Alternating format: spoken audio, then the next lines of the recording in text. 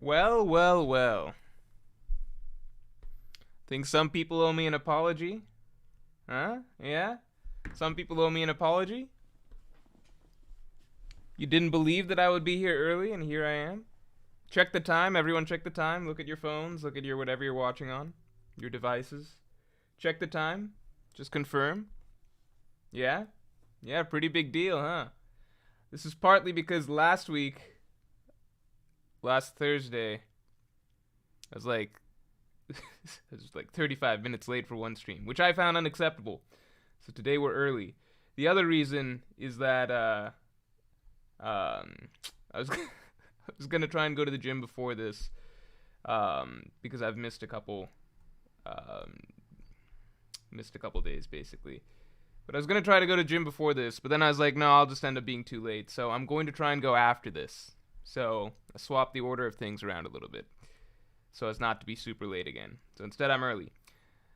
Michael Kerr, thanks for the 2. Emu and Luffy are top 2 for narrative, but Goro number 3. So Emu's not going to be included in this list because we have no idea what his fruit is. I think we can safely assume Emu has some sort of a fruit, right? If he doesn't have a fruit, he's got to have a fruit, right? Emu's got a fruit. Come on now. I found a tier list maker here that's got a bunch of devil fruits listed on it, but I don't know if it's got everybody. Like, I don't think I'd see Black Maria. Yeah, where the fuck is... I don't think it has all the Toby Ropo. I see most everybody, but not... Yeah, definitely missing a few people. No, I think I see some of the Toby Ropo here. It's definitely missing some. I don't see Sasaki either. Alright, we'll try and find a better list in a second. Yeah, Emu and Luffy, like, Luffy's fruit is complicated. NL's fruit number 3, I think there's a really good argument for that. Retro Records, thanks for being a Yonko tier member for 12 months, man. Hey, Morj, it's been a year and you finally came early. I don't think this is the first time I've been here early. I don't think that's possible. There's got to have been one day through some mistake, some error on my part. Maybe I got wrong time zone or something. I must have shown up early one day. But now I got to balance you in football. Oh well, the One Piece is real. Football? American football? It's Monday, so that makes sense, right? What are we watching? What football game's on right now? Oh, the Eagles game. There's a lot of games on it. Oh no, there's 2. Alright. Well, just don't watch that. That's all I gotta say. That's my recommendation. Aaron says flying devil fruits get automatic S tier. Well, there's only 5, right? Only 5 flying devil fruits in the entire series. So, man, it's it's a real. Oda really locked him. What was he thinking when he said there's only 5? Like, because he definitely loves coming up with new ideas all the time, right? He's a guy that just can't stop coming up with new ideas and including new shit. What the fuck was he thinking when he was just like, and as for devil fruits, you know what? We're only like we haven't even beaten one Shichibukai yet in the story so far. But I'm just gonna go out and say it. I've got a good feeling about this one. There's only gonna be 5 flying devil fruit users by the time this is over. Yeah, that's just the most randomly overconfident statement I've ever seen Oda include. Because it's just like, there's so much. He hasn't even gotten to introducing the Yonko at that point. He hasn't introduced a single one of the Marine Admirals. We barely made it out of usability saying that. Slanted says, hey Morj, any interest in Baldur's Gate 3? Can somebody elaborate on Baldur's Gate 3 a little bit for me? Is Baldur's Gate 3, is that, do you have to play with friends? Is it a multiplayer? Can you play by yourself? Is that an option? Can I play by myself? Does it have to be online? And is it a story mode game? Those are the questions I have. If not, then I'm probably not going to play it. Because I'm not interested in doing anything co-op, personally. It's just too much for... I just want a game... Well, I'm not in a video game mode at the moment, so I don't feel like picking up a video game, really. But if I were, then usually it's like a game I would need like on a night that I have free time, and it's like late at night, probably before I'm going to go to sleep. So not a co-op game. Caleb Brown, thanks for the 5. I find it weird watching the anime, seeing Luffy launch island level punches constantly, then going back to Egghead, and he's struggling to put down Kizaru. Island level punches constantly. Isn't it just Bajirang Gun? Is he doing that? Did he throw out a couple Bajirang Guns in the anime? Or I guess you mean like the explosions and all the effects and stuff are such a huge deal in the anime that it seems like, I guess, him and Kaido clashing has effects that resonate across Onigashima. I think I've seen some of that. Yeah, here he's struggling to put down Kizaru. I mean, the thing that I'm really hoping is not the case is that it's just revealed that Luffy has been using Advanced Conqueror's Haki ever since Wano, you know?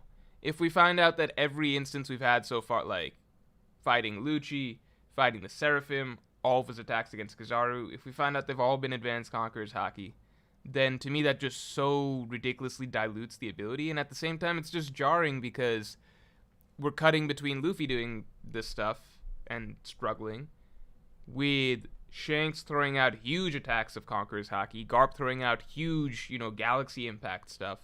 So it feels like it's a huge deal. Oda would make we would like to believe that Oda would make it clear if Luffy's using this special ability, right? So I really hope that it's not like Luffy's just been using it up till now. It's turn-based combat, says Caleb Brown. It's D&D in game form.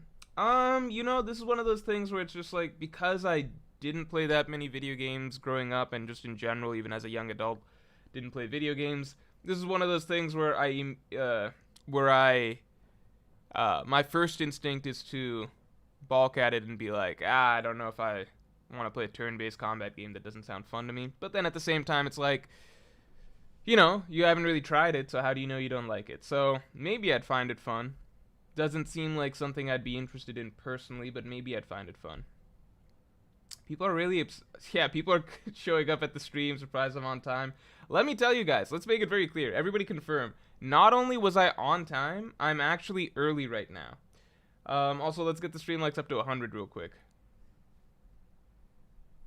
Let's get the stream likes up to 100.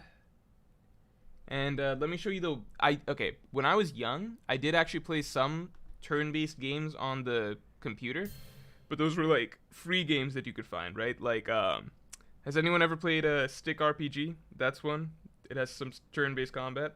BrownieBot, welcome to the Yonko. Look out for this week's podcast on Friday. You get a Morjcast that comes out every Friday. Oh, and actually, it's the end of the month.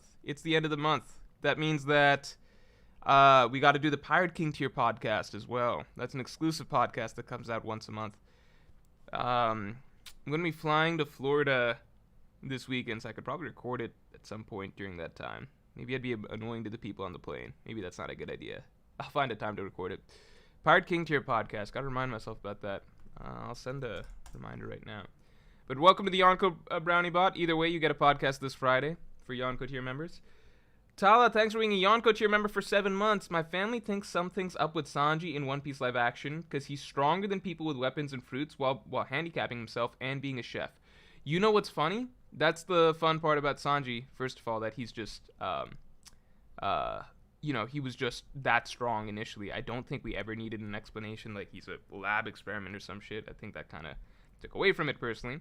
But what I was at this Saturday? I was at a One Piece live action watch party with some friends of mine, and it was a lot of fun. Like, some of them had already seen the live action at that point, but many of them hadn't.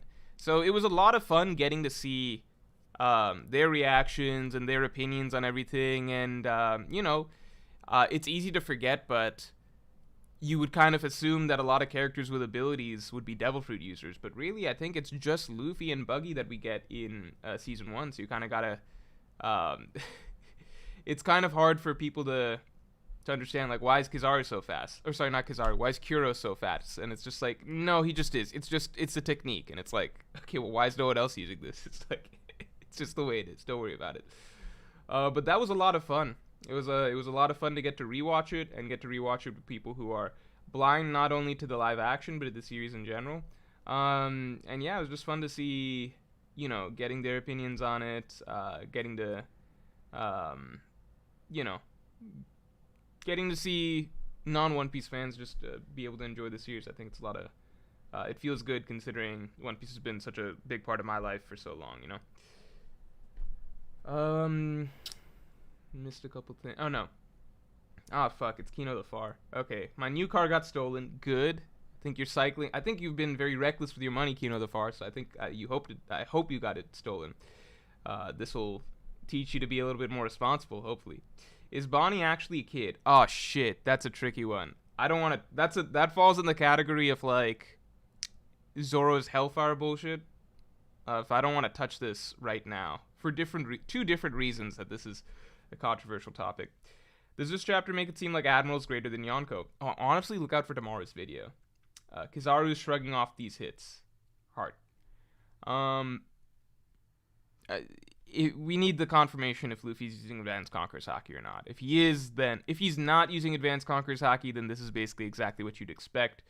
If he is using Advanced Conqueror's Haki, then it's crazy impressive. So those are the two options. Jesus Beast, are we in pre-show still? Yeah, I guess so. Let's get the stream likes up to 100 real quick. Let's move it along. We can hopefully get there soon. Let me show you guys the game I used to play, the turn-based game that I used to play when I was younger. It was not on PC. I mean, it was a computer game, but it wasn't like you don't pay for it. It's a free game. All right, you guys ready? You guys ready? This is what I would play when I was in, I want to say, 6th grade? 5th grade? Something like that. I was young. I don't know what age I was. Shit, now I just want to try this. Alright. Has anyone ever played this game? Adventure Quest. Who played this game? Who recognizes what this game is? Anyone see this?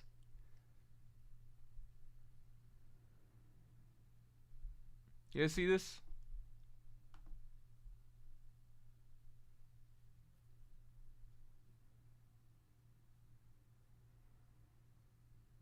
Adventure Quest? Yeah? You guys have played this, right? Yeah, I played this when I was younger. That's the game. This was the game. How to play? Wait, you have to No, you didn't have to download it. You could just play it online. From what I remember, I could just play it online. You have to download it now? Oh, that would... No, come on now.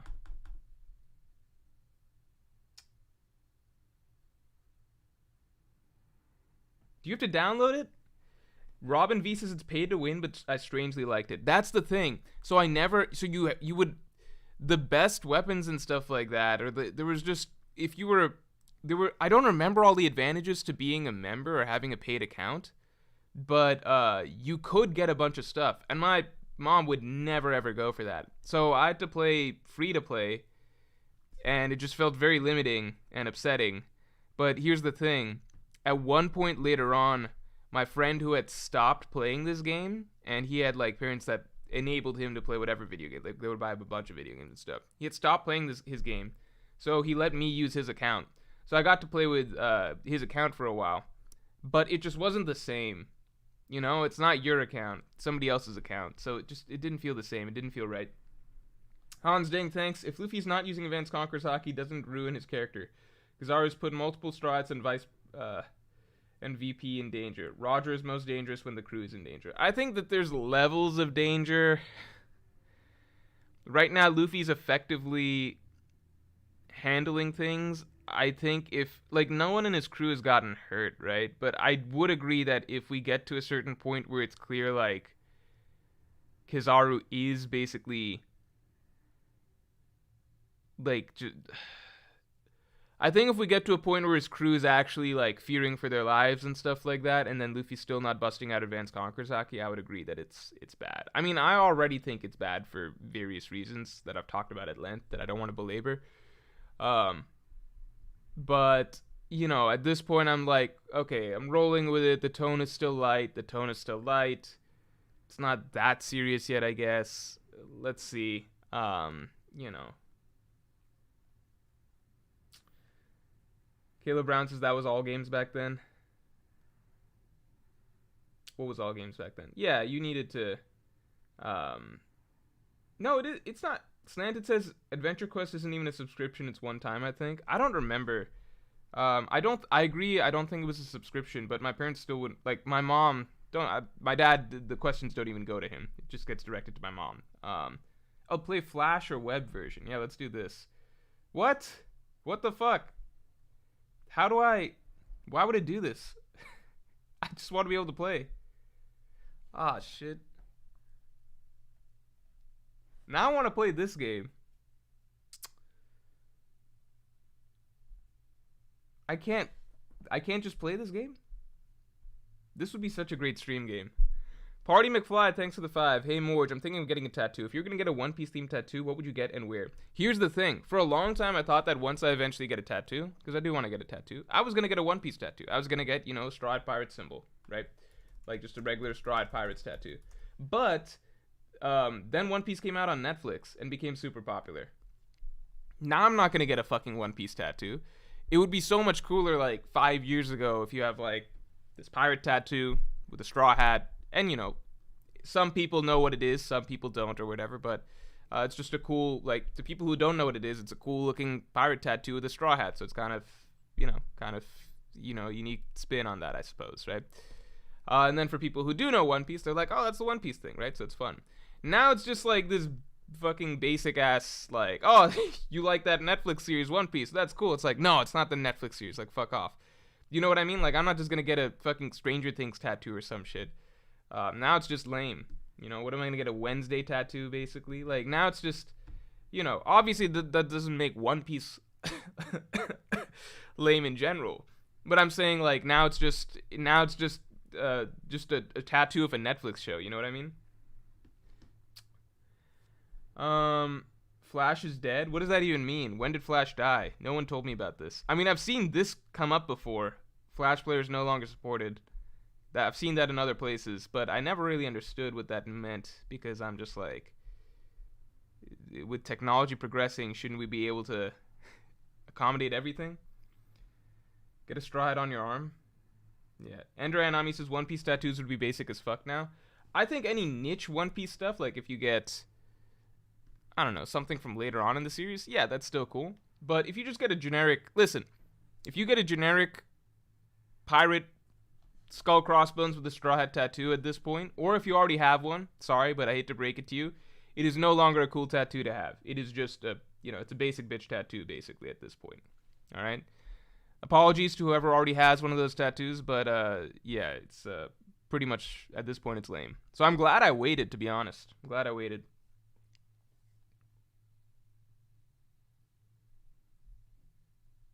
Minfat says get an X on your wrist. No, I'm not getting anything on my wrist, because my fear is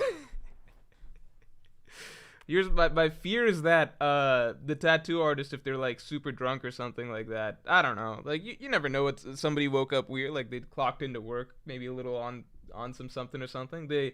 All it takes is one moment of them not paying attention, and they just like move the pen really hard, and then they slash my wrist and I die. So I'll just never get a tattoo on my wrist. It's just not worth it, How do I play this game? Do I really need to get the launcher to play? I don't want to. This isn't even that good of a game from what I remember. Where do they get off telling people they have to download things to play this? Also, is this game still like up to date? Does it get updated and stuff like that? I don't know. Aaron says dying from a wrist slash, lol. That's not crazy. That's how a lot of people choose to kill themselves. Isn't that well known? Isn't that well known? Like, you slash, I'm not saying my whole wrist gets cut off. I'm saying the veins, If you get your veins cut,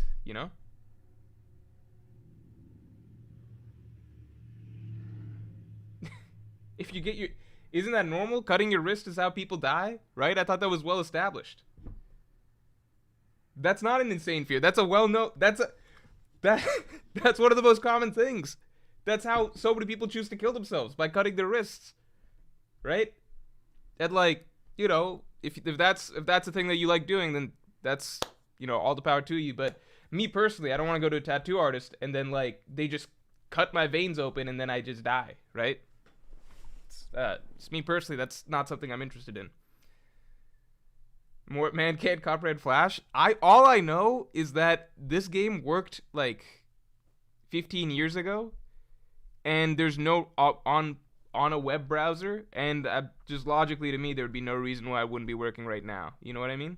Because if it worked 15 years ago on a web browser, how can a web browser not be able to run the same thing at this point? Aren't things getting more advanced and sophisticated? How does that make sense? Bassem El-Madawi says tattoos are skin deep, not in the veins, LMFAO.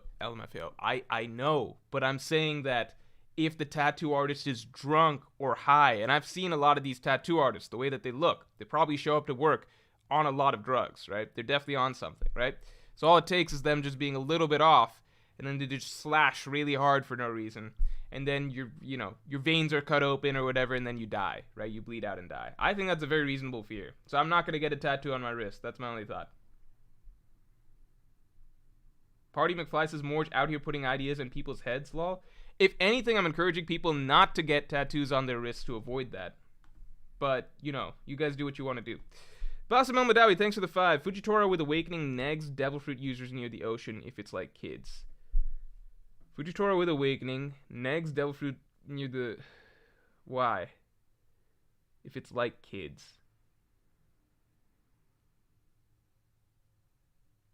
Oh, because you can just turn gravity on people. I mean, kid has to like get close to assign gravity or magnetism to people.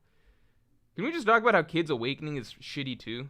Like, he has a okay devil fruit, and then his Awakening's not even that good. Law is a broken devil fruit, and then his Awakening's also broke. Buggy's devil fruit, when awakened, could make buggy balls that split atoms, Law. Yeah, that's what... I mean, I don't know. I don't know.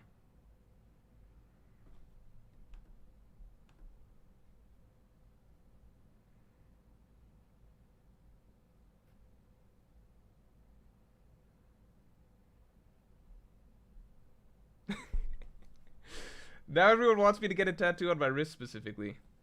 Alright.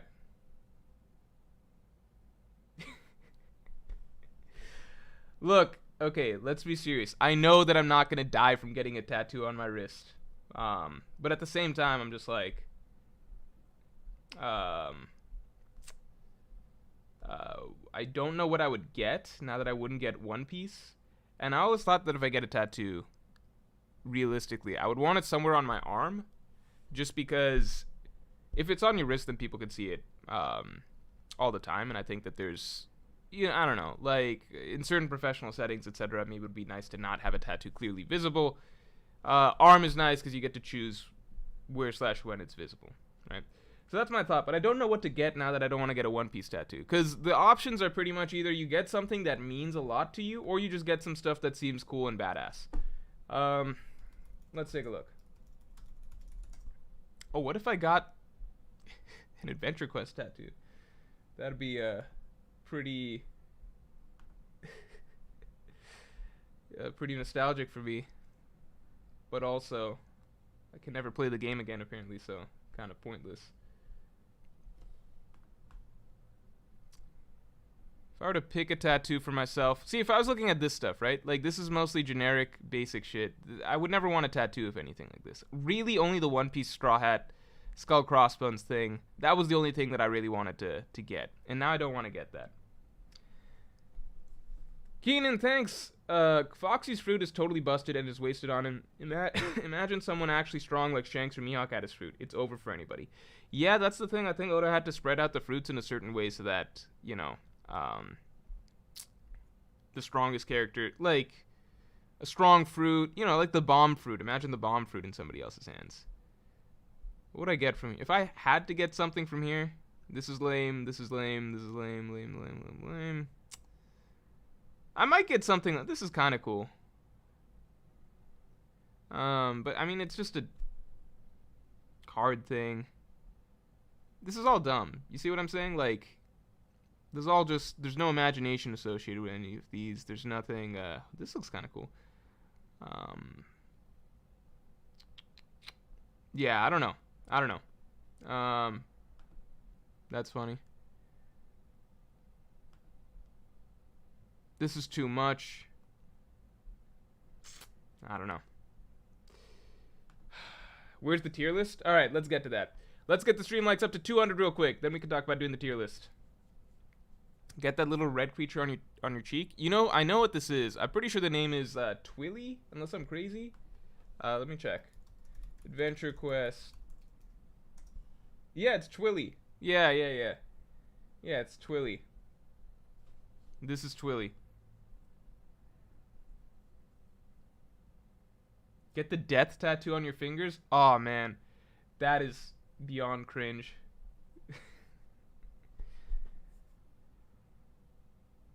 Philly, thanks for the 5. Seen some cool One Piece manga panel tattoos. I think that could be cool if done well with the right panel. I'm not getting a full ass panel. That's insane. That is insane. The type of tattoo that I want would be something relatively like it can seem low key. Again, like the straw hat on the skull crossbones with the straw hat was perfect. Something that's a little bit low key, but at the same time is not super basic, right? There's some idea to it. That's what I want. That's the ideal. Manifest Joe, thanks for being a Yonko tier member for 11 months. Strongest devil fruits. We want strongest epithets. I thought about doing that, and then I was like, let me save that for another day. I don't know why. Maybe it's because I assumed that there wouldn't be a... For epithets, you'd need a way to have a tier list with like every character that had an epithet, and that's kind of specific, you know. Anthony Screw, thanks for the 5. Get the Green Bull tattoo down your chest. I forgot the number one. Not even number one, the only Green Bull fan in the world, Anthony Screw, is back. Also, Green's Force Fruit is one of the best versatility fruit. One more episode till we see the GOAT's intro. He does have a really strong intro. I think he has the most... When he first showed up, his initial chapter introduction was definitely the most badass of any initial Admiral introduction in terms of what he did. And then turns out it was all downhill from there. So we can give him props for that. Kino the Farah, thanks. Patreon stream likes, Kazar for Straw Hat, Surfshark VPN. Yes, all the key. Let's hit off the key points. Stream likes, let's get it to 200. Once we get him to 200, we're going to start the tier list. Rodolfo, thanks for the 5. Free-to-play Adventure Quest was fun to me since it made the bosses harder and more strategic to beat them. In retrospect, I would agree. And again, I got to play with my friend's account for a little bit. So I did get the... There's like a special sword or weapon or something like that you get automatically once you're a member. There's a lot of cool stuff that you get, but it's just like free to play. I agree, in retrospect it made it more interesting. There was just something missing as soon as I started using his account to play. I thought it was because it wasn't my account, you know, but maybe it's also partly the fact that you know, you don't have to... You just get access to just better shit automatically for no reason. Rage Kingston, thanks for the 5.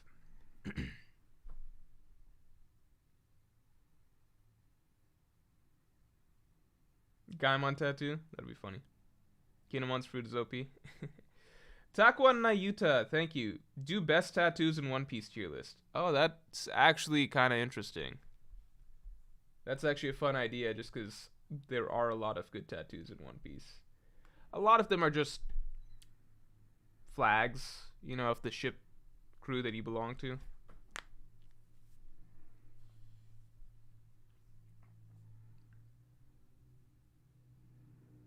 Wiper top 1 tattoo? Wait, fuck. Does Wiper have tattoos? I forget. He does, right? He does, yeah. They're kind of just tattoos of nothing. He's got a tattoo of the sun, it looks like. That's cool. He's got a tattoo of the sun.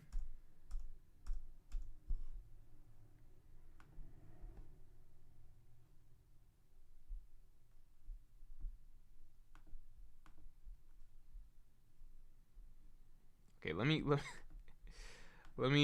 pull up the actual tier list thing so that people don't think that we're going to be playing Adventure Quest here.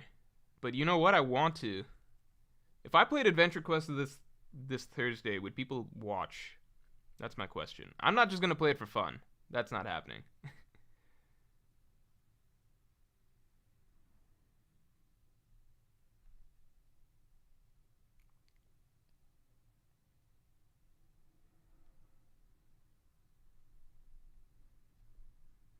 Shoot, I had a tier list up of... Okay, there we go. Alright, alright.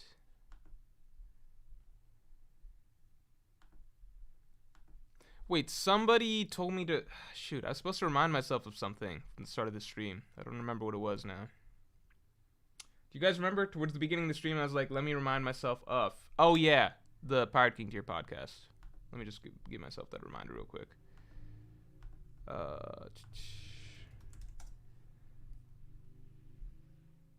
Adventure Quest stream? People won't? Well, on Thursday, there's no chapters, the thing. So... I'm probably not going to be streaming anything anyway. So if I'm streaming something, I could stream Adventure Quest. Isaiah Davis, thanks for the 2. My friend got a One Piece tattoo. He got the Gear 5th Luffy jump. Oh, that's a good tattoo to get. Again, I'd want something more low-key. I wouldn't want like a full character or anything like that.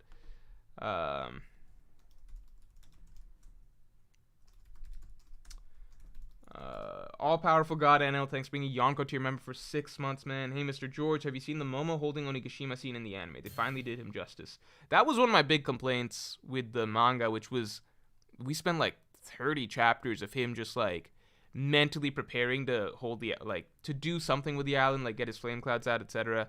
And like we just kept cutting them over and over. We're dealing with this, and then in the manga, in a chapter that already didn't have a lot, it was just like Kaido's backstory and then Luffy defeating Kaido. There was like 3 tiny little panels devoted to Momonosuke like overcoming his huge conflict that he'd been dealing with for the past 30 chapters. It was kind of bizarre to me why that moment was rushed for him when Oda spent 3 full chapters on this extended single clash. You couldn't have devoted a little bit, like a page, like something dramatic for Momonosuke like finally getting out the flames to grab the island. So it's good to hear that they fixed that in the anime. I still haven't watched it in the anime, but I'll hope to catch some. Well, it'll depend when I feel like watching it, but maybe I'll watch that scene of Luffy beating Kaido sometime this week.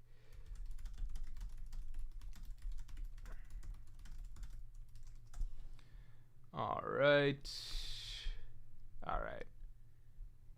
JWP, thanks for the 5. Was rereading Whole Cake Island and noticed that Mother Carmel brought up the Sun God. Also never noticed it in my first reread. Yeah, if you read the Giants flashback, the Elbaf flashback in general, they talk about the death and rebirth of the sun, or like the solstice, right? The solstice, the end of the solstice, the return of the sun. So they talk about that.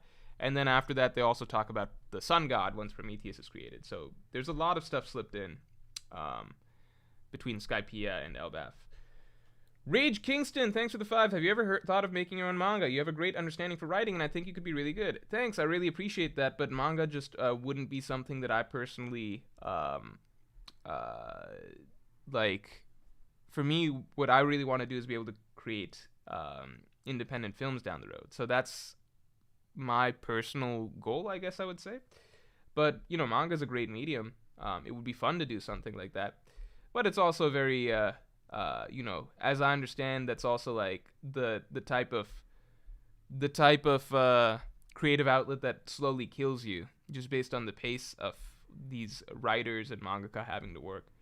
But yeah, it's not that I don't want to do creative work myself. It's just manga is not high on the list of what I would ideally like to do personally.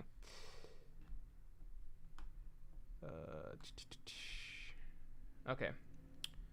But thanks for asking. Dynamic, thanks for being a Yonko tier member for 7 months. Hey Jorm, what type of reveal do you think Oda will make for chapter 1100? He loves his 100 chapter milestones. Yeah, Randy and I were talking about it. Randy seemed to think there would be something dragon related. I think that it's also possible that he had some convincing reasons. I think it's also possible that it would be... That might be the chapter that if there is a specific incident that's supposed to come out of Egghead, it would be that incident, that chapter that the incident happens. As in, like, you know, one thing I was throwing around was the idea that Luffy destroys Punk Records and information leaks out to the world. If something like that were to happen, I imagine it would be on chapter 1100. The Outback Pandas, thanks for being a Yonko tier member for 7 months. Shout out to my family in the Writers Guild. They glad they finally got what they deserved. Also, any spooky plans for October? I saw some stuff about that. What happened exactly, right? What just happened? It's a deal. All right. Okay, so this all happened really recently. I wasn't staying like super in tune with, but I saw some stuff about that on my feed and just generally, little stuff on Reddit, etc. But last 2 days, just short on time, I didn't really read into it. I just saw the headlines, so that seems good. That seems really good. Seems like a really good thing. Yeah, that seems really good. I think I would like to take a look at actually what was agreed on, and if as long as it's not something like the Writers Guild had to cave in some way or something like that or some significant way, then this can only be considered a good thing, right? Any spooky plans for October? October, I'm actually heading to. I'm gonna be in back in my hometown of Maryland for Halloween. So I don't know exactly if there's plans or whatever then, but my friend has a wedding that I'm a groomsman for the weekend right after. Let me see.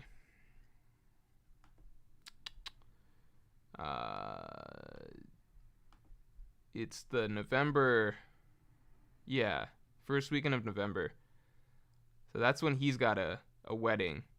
So I don't know if I'm gonna get a chance to do any Halloween celebrations or anything like that. It would have to be the weekend before, but even the weekend before, that's when I first start traveling. So yeah, I don't know. I'll see. Halloween time. If people are doing something maybe the weekend even before that, then that'd be good for me. Otherwise, maybe not. Jamie22, thanks. Just got a Nami tattoo in a pinup girl style I drew. Oh, nice. It's cool when you can get a tattoo of something that you did yourself. Stream Stardew Valley. Stardew Valley, like, I don't know enough about that. What is that? What is it? What's Stardew Valley? What is this game? How does it work? Role-playing video game. Players take the role of a character who inherits their deceased grandfather's dilapidated farm in a place known as Stardew Valley. Makes sense. I don't want to farm, though. I want to hit things, you know? Players take the role of a character who inherits their deceased grandfather's dilapidated farm. This whole sentence just sounds terrible. I have to take my grandfather died, and I get his farm, but it sounds like he didn't take good care of his farm, so I'm basically having to save his farm from whatever shitty state he left it in. That doesn't sound fun. Let's look at the images. Oh, this is like, you know what? This looks like those type of games. You guys know the type of games. This looks like, yeah, those type of games. You know, like Maple Story or whatever. Farming Simulator. You know what? I liked Roller Coaster Tycoon when I was a kid, but I could only play it at my friend's place. I have such limited experience with games that, like, I can only compare things to, like, I'm like, okay, Farming Simulator, is that like anything I've played before? I guess it's kind of like Roller Coaster Tycoon, because you're also trying to, I don't know. In my mind, that was the only connection I could make. Visually, it looks like Maple Story, which I have seen, right? But, as far as gameplay-wise, I feel like it's got to be somewhat similar to Roller Coaster Tycoon. You know what I like better? Zoo Tycoon. That game seemed fun. I wish I could have owned that game, but I could only watch my friend play that game, which wasn't fun. Sean Easton, thanks for being a Yonko tier member for 12 months. They are P-time and M-time cultures. In one, if you're on time, you're late. 15 minutes before is polite. The other is you arrive when you arrive. I'm the other type. What's the other type? What's the other type? You told me the two types of cultures, but you didn't tell me which one's which. You just said in one, you're on time, you're late. 15 minutes before is polite. 15 minutes before is polite? So I should be telling people, hey, show up. What time does the party start? Oh, it starts at, like, I don't know, 9:15. The fuck? So that I can get people to show up at 9 p.m.? I would say 9:15. That's idiot. Who sets times for 9:15? That's so weird. Okay. The other one is you arrive when you arrive. That sounds like yeah, my type of place. BB says, I hate being a groomsman. As far as I understand, I don't think I have to do that much outside of just, like, you know, ushering people and shit like that. And, like, standing. But, and doing some rehearsal dinner shit. So I'm sure it'll be fine.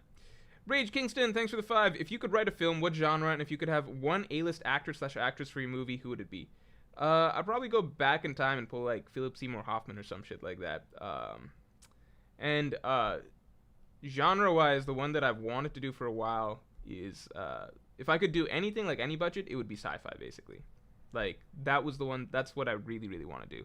Anything, any budget. But, realistically, I have to start smaller with something, I don't want to get too much into, but a simpler drama type thing. But dream would be sci-fi. They told you both cultures, LMAO. No, they didn't. They said they're P-time and M-time cultures in one. So, okay, if we assume, based on the order which he stated the two cultures, P-time is the one that you got to be on time/early. M-time is the free-for-all one.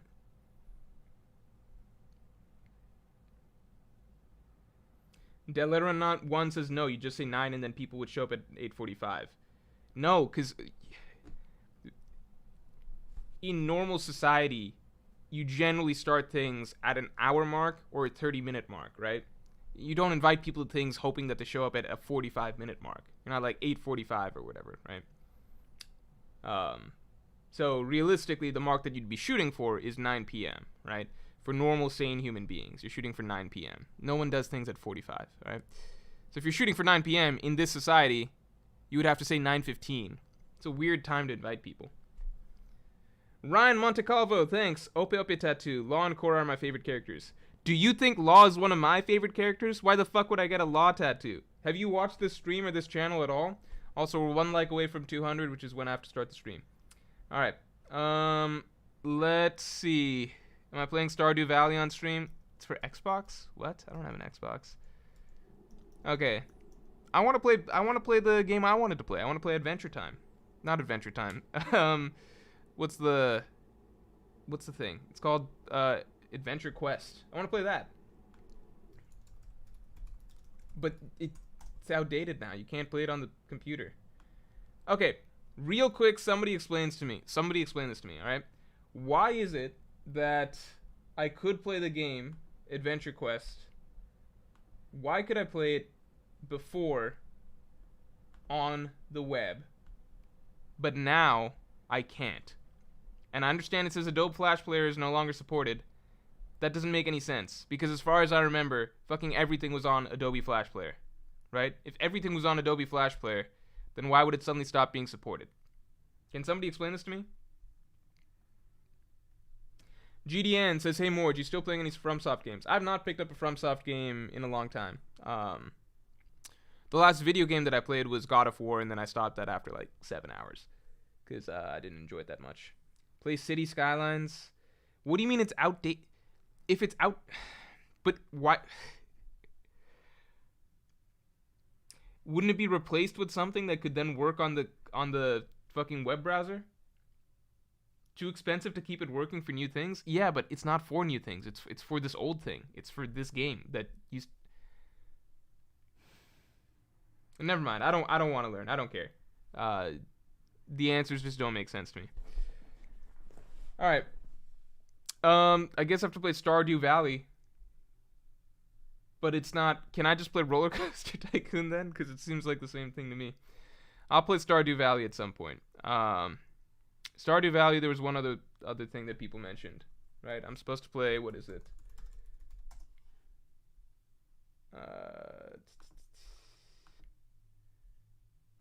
What's that game?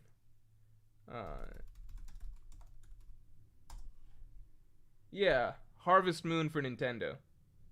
Is that the same as this? Is that the same as Stardew Valley?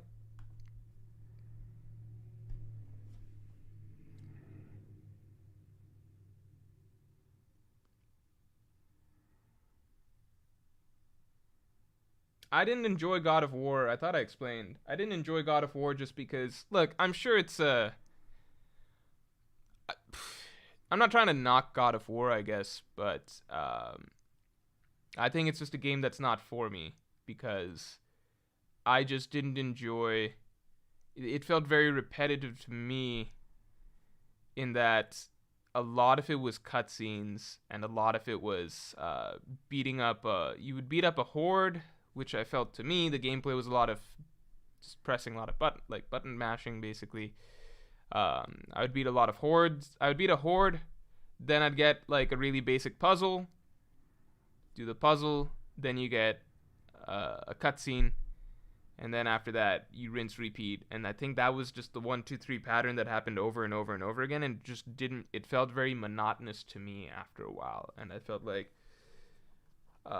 It just was. I didn't feel like a lot of the enemies were that different from the like. I'd fight a horde, then the next horde would be the same thing, and then the third horde would be the same thing, but maybe they're a slightly different color and they can do one extra ability, like maybe shoot some fire now or something. And it's just the way that it went over and over. So it became very tiring and repetitive to me. I also, the combat's tricky because I think I would have liked the combat if it was used in a different way.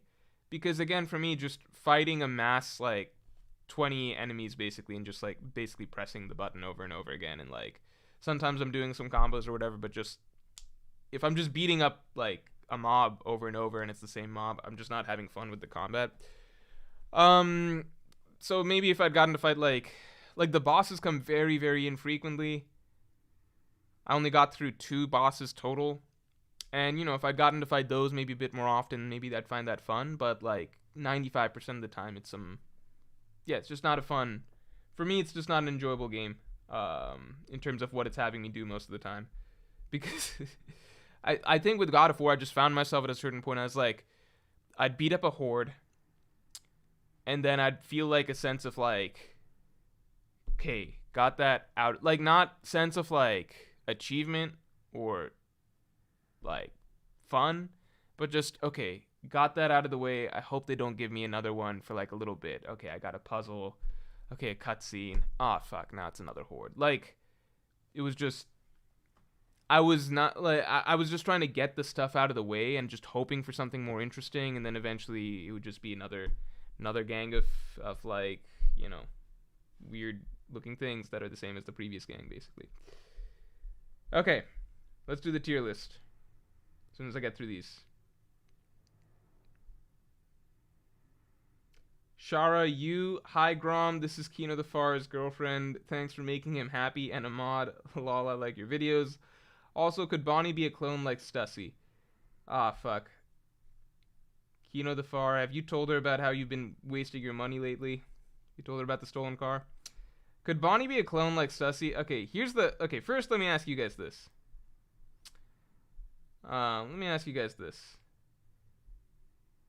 People are saying that God of War is a movie game. Here's the thing. I started enjoying I didn't like the kid that I had to take care of. The kid in the game. I forget his name now. He annoyed the fuck out of me. And I could tell that the game was more so about the dynamic between him and his dad, which I thought was not interesting. However, I did get far enough that there was like one particular cutscene that I started to see like, okay, this could be an interesting dynamic. It just wasn't and maybe it becomes really, really well written as the game goes on. It just wasn't enough to hook me into wanting to stick and play the game. For me, ultimately, the gameplay has to be just as interesting, and I personally didn't find it that way. So I'm going to do a poll for you guys, all right? Do we think is Bonnie... Okay, is the Bonnie that we are following?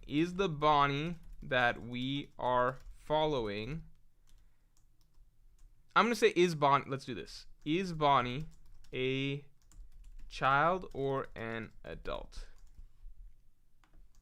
Child, adult. Alright, because I've seen a lot of discussion about this, and I've seen, like, was just mentioned, the possibility brought up that, hey, maybe she's, maybe she's a clone or something like that, or the previous version, some shit like that. I've seen that. At the end of the day, I think that this is just, for me, a subject that I'm just gonna not think about, and we're gonna wait and see. That's where I'm leaving it at personally. Just wait and see. I'm putting it basically in the same category as I did the Zoro Hellflame situation.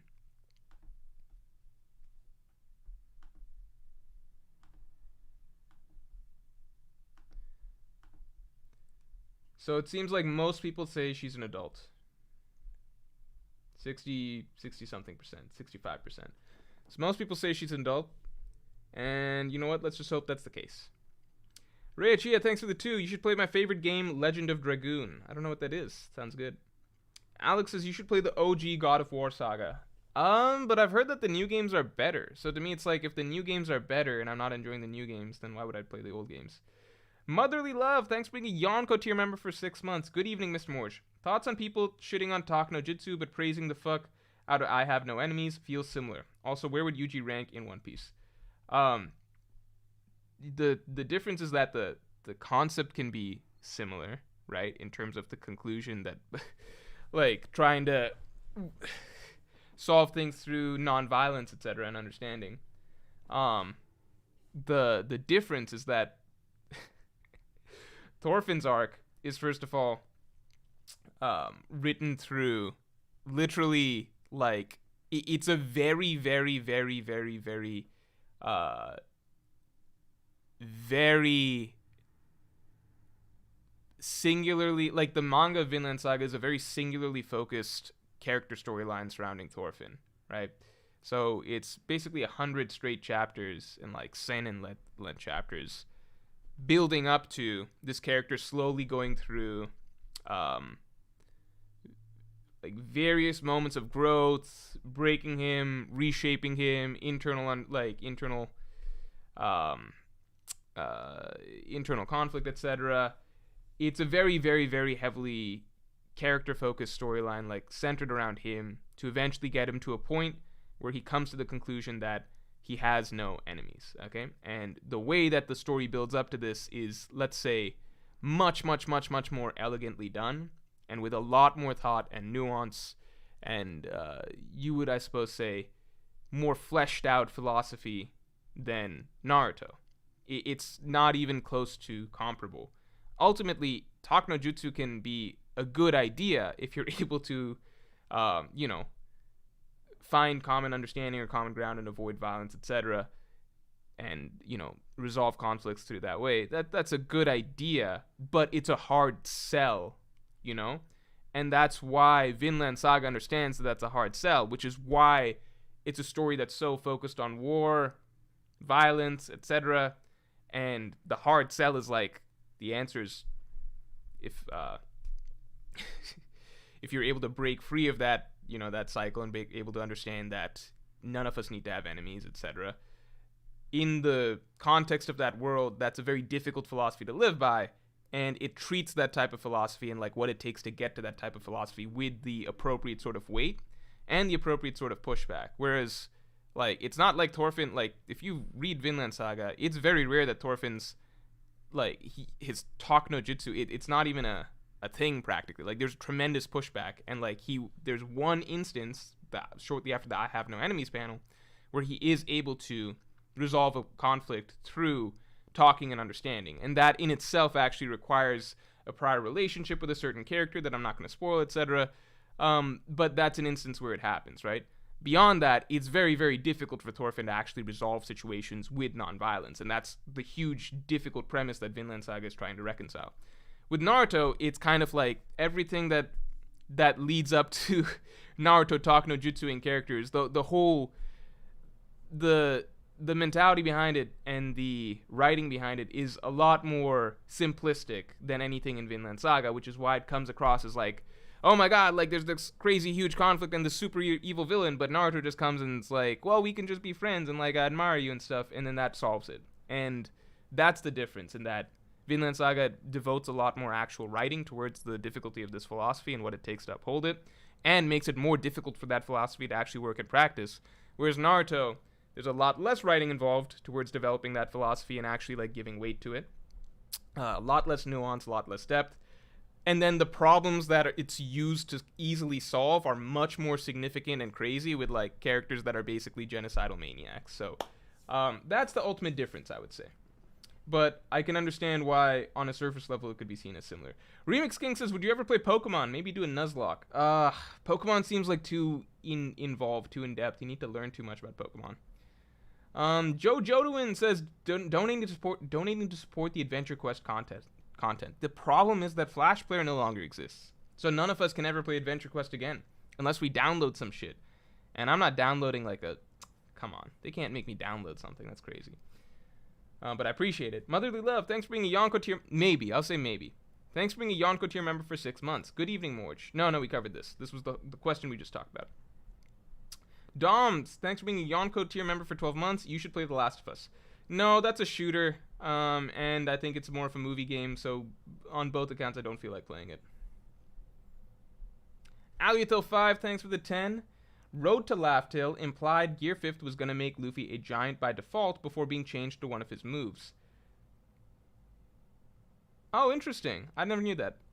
Puts Imu's giant stride and the world government obsession with giant soldiers in a different light. It's weird because Luffy being a giant, I love it as a twist that he throws in his fighting style, but I don't know if I would like it if he was that way always, because I just like Luffy as like the little guy that has to fight an uphill battle. And just visually, it catches him being a small guy. It reflects that idea, I think, a little bit better. Great Piece says, dude, she's a kid. Stay strong for the kids, Morj. We're just going to assume Bonnie's... It doesn't matter. We're going to assume she's the age that Oda told us she is, which is like in her 20s, till we're told otherwise. But there is a solid chance that she might not be.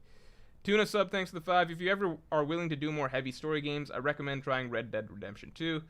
Yeah, I've heard really good things about that. A lot of people still say it's the best open world game ever. I like God of War, but Red Dead story is way better in my opinion. I just don't think I would ever take the time to play a game primarily for its story.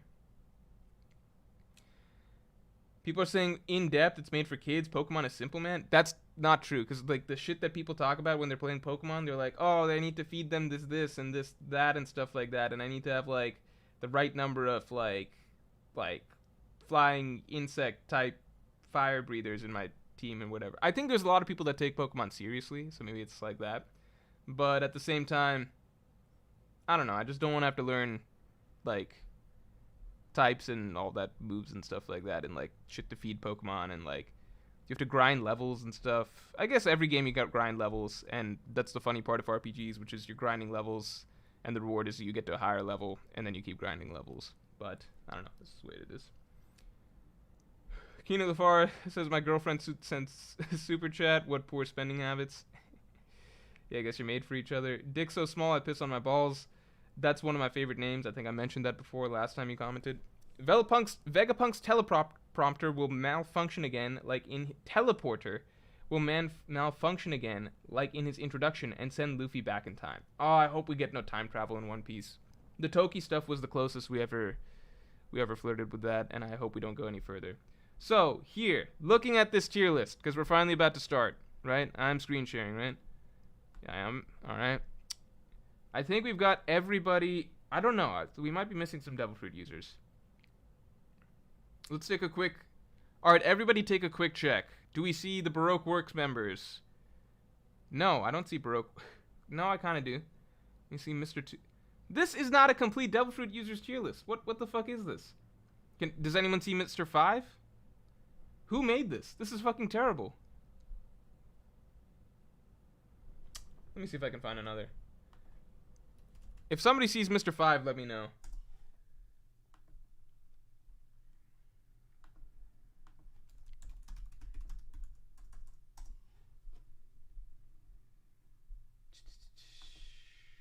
Okay, this seems... Oh my god. Yeah, this seems a little bit better. But this is now a lot of... Devil Fruit users. Fuck. I don't know if I want this. But I guess this is what we got. Alright, we're doing this. It doesn't matter. I'm glad you guys found Mr. 5, but now we were clearly missing some, right? So now we got it.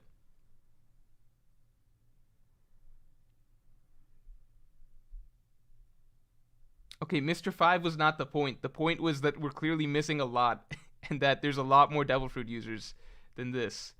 So I think this, if this one doesn't cover it, then I if this, let's just assume this one covers it. I'm not going to do a quality check for this one. There's a lot of characters here. It's good enough for me personally. Okay, let's roll because we kind of got it because there's a fuck ton of characters here. Don't think we need this many rows. Let's S A B C D. This is probably good enough, right? Maybe we could sacrifice one more. I feel like 5 should do it. Then we can add another if we need to. Yeah, this is chronological, so it's easier to... Why is NL down here, then? Mostly chronological. Alright, let's roll. I think Luffy's fruit is an S tier fruit. Is that crazy? I think it's an S tier fruit. It is, because it has, as far as we understand, it has limitless potential, right? Luffy's fruit is pretty cool. I think right now is a great showcase of Luffy's fruit, actually, because the fact that he's not using Advanced Conqueror's Haki, as far as we can tell, he's not using Advanced Conqueror's Haki, but he can still keep up with the Light Devil Fruit. I think that's a pretty big deal. People think, you're saying Luffy B tier? I think Luffy's fruit is an S tier fruit. The Outback Pandas is only S if you're creative. That's what I'm going to kind of go by, right? It's in the right hands. So I'm going to give it that. Because to me, that's like saying, well, Law's fruit is only good if you're, like, if you're a knowledgeable doctor or something like that. So you're able to utilize its abilities well. It's like, okay, well, let's say that you are, right? Like, let's say you're able to use the fruit close to the best of its abilities. Because by that same logic, that's one of the reasons that I think Mr. 5's fruit is pretty good, even if Mr. 5's not good. Like, even if Mr. 5's not that strong, right? I'm not really going by the strength of the user. I'm not going by if just anybody has it. I'm going by, okay, if you're using the fruit to the best of its abilities.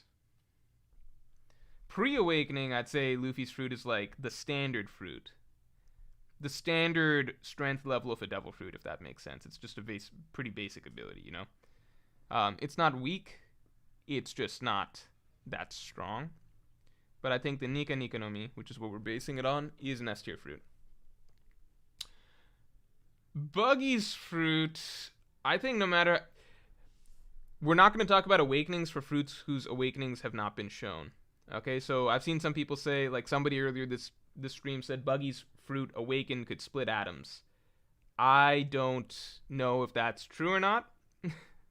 So I'm going to go ahead and put Buggy's fruit in... C? B? Let's put him in C. Yeah, Julian D is saying Buggy's fruit could split atoms with awakening. No, we're not going to make any assumptions about what awakenings are. Because how many people made assumptions about Luffy's fruit's awakening, and it turned out to be nothing even close to what any of us were thinking about. Buggy's an A? He's not A. Come on. I'll put him in B to make you guys happy, but his fruit is not A tier. Like, that's insane. Robin's fruit is like an S, by the way. Or is she an A? Why am I skipping to Robin? I think I was just thinking, what's an A tier fruit? I think, like, Mr. 5's fruit is an A tier fruit. I don't think it's S. I don't think... Maybe in some really good hands it would be S. But, like, you would look at Mr. 5's fruit and you would say it's just better than Buggy's. It's just in the hands of an idiot, right? Or a weak character. Like, being able to... He can even turn his breath into bombs. That's an A tier fruit. I don't think Buggy's fruit is that strong. L Law says everyone knew Luffy would turn environment into rubber. Yeah, but it also does a million other things. You know what I mean? Like, it's nowhere close to what people were actually expecting.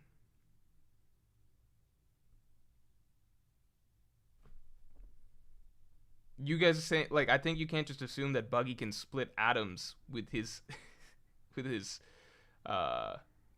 fruit. I think that's a huge assumption.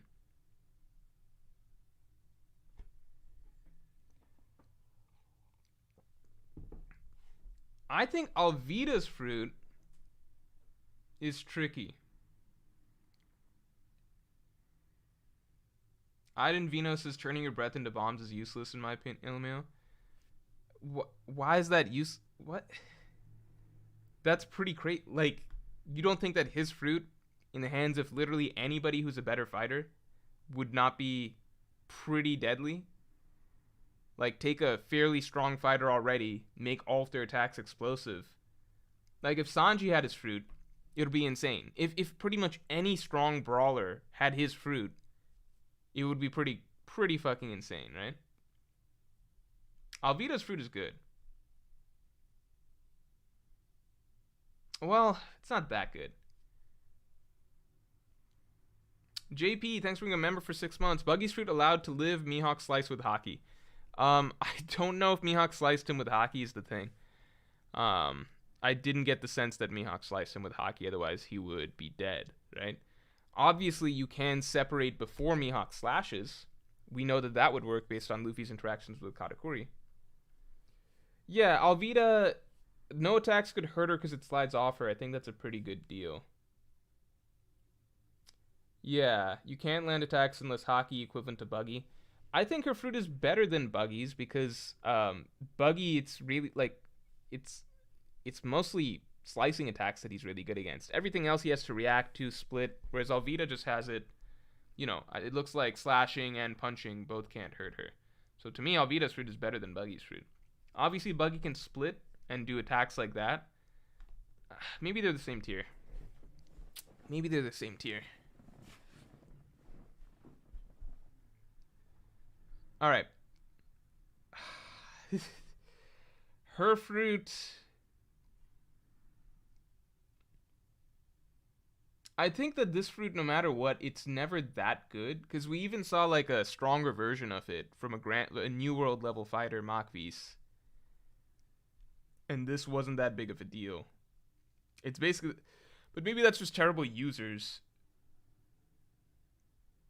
This is actually difficult. Buggy can fly. True, his fruit is very versatile. I'll put him up. I just think that this fruit is clearly better. You know? I just think it's clearly better. But I think, okay, it's tricky because I think, okay, let's start with this. Is Buggy better than Alvida? I'm fine putting her there. Whose fruit is better? In a vacuum. Like, don't scale the characters themselves.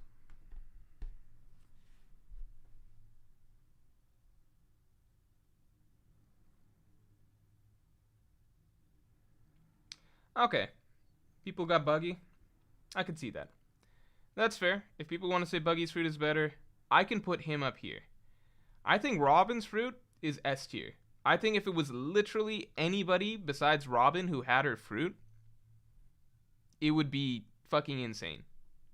Like, if you had any strong hockey fighter, right? Any strong hockey fighter with Robin's fruit, the things they would be able to do are just mind-boggling. The problem is that Robin herself is a character with, it's not even, here's the thing. It's not even a hockey thing, right? Like, it's not even, okay, Robin's, if she was a hockey user. Just imagine if she was even, like, Robin has the strength of an average person, basically, right? Like, she is not even a superhuman, outside of her fruit, she's not a superhuman character in any way, right? So even forget hockey. Just think about, like, pre-time skip Straw Hats, like, how physically strong, like, how physically strong some of the characters we had pre-time skip without hockey, right? Imagine, basically, like, Robin's ability is exponential in that what we see right now is basically the strength of one average person using her fruit. Now imagine if it's imagine if Rob Lucci had it or something. Rob Lucci's what, like, a fucking 100 times, like, pre-time skip Rob Lucci, 100 times physically stronger than Robin. The fruit is now 100. Everything the fruit can do is now 100 times stronger, right? Every arm that is produced is 100 times stronger. Every leg, the giant form, all of it, right? It all scales exponentially based on how strong the original user is. So then once you start adding in hockey, right? Imagine if fucking Garp was using this. Yeah, Aiden Vino says, imagine if Garp had her fruit. I think this is low key. I think that there's a solid argument that Robin, because it's just, it all scales, right? You're doing an exact replica of your arm, right? It all scales. I think that there's low key an argument that Robin, if she was a strong fighter herself, this is the strongest fruit in existence because it's multiplying 1-to-1 everything you can already physically do, right? Like, imagine Demonio Fleur, but it's Garp's body instead of, that's being duplicated there, instead of, you know, the average person, you know, like you're taking a character who's already, their physical form is 1,000, like 2,000 times stronger than, you get what I'm saying? It's ridiculous. Kind Bass is not above Gear 5th though. To me, Robin's fruit at its best is more versatile than Gear 5th, or at least it's up there, and it multiply. I think it's very comparable.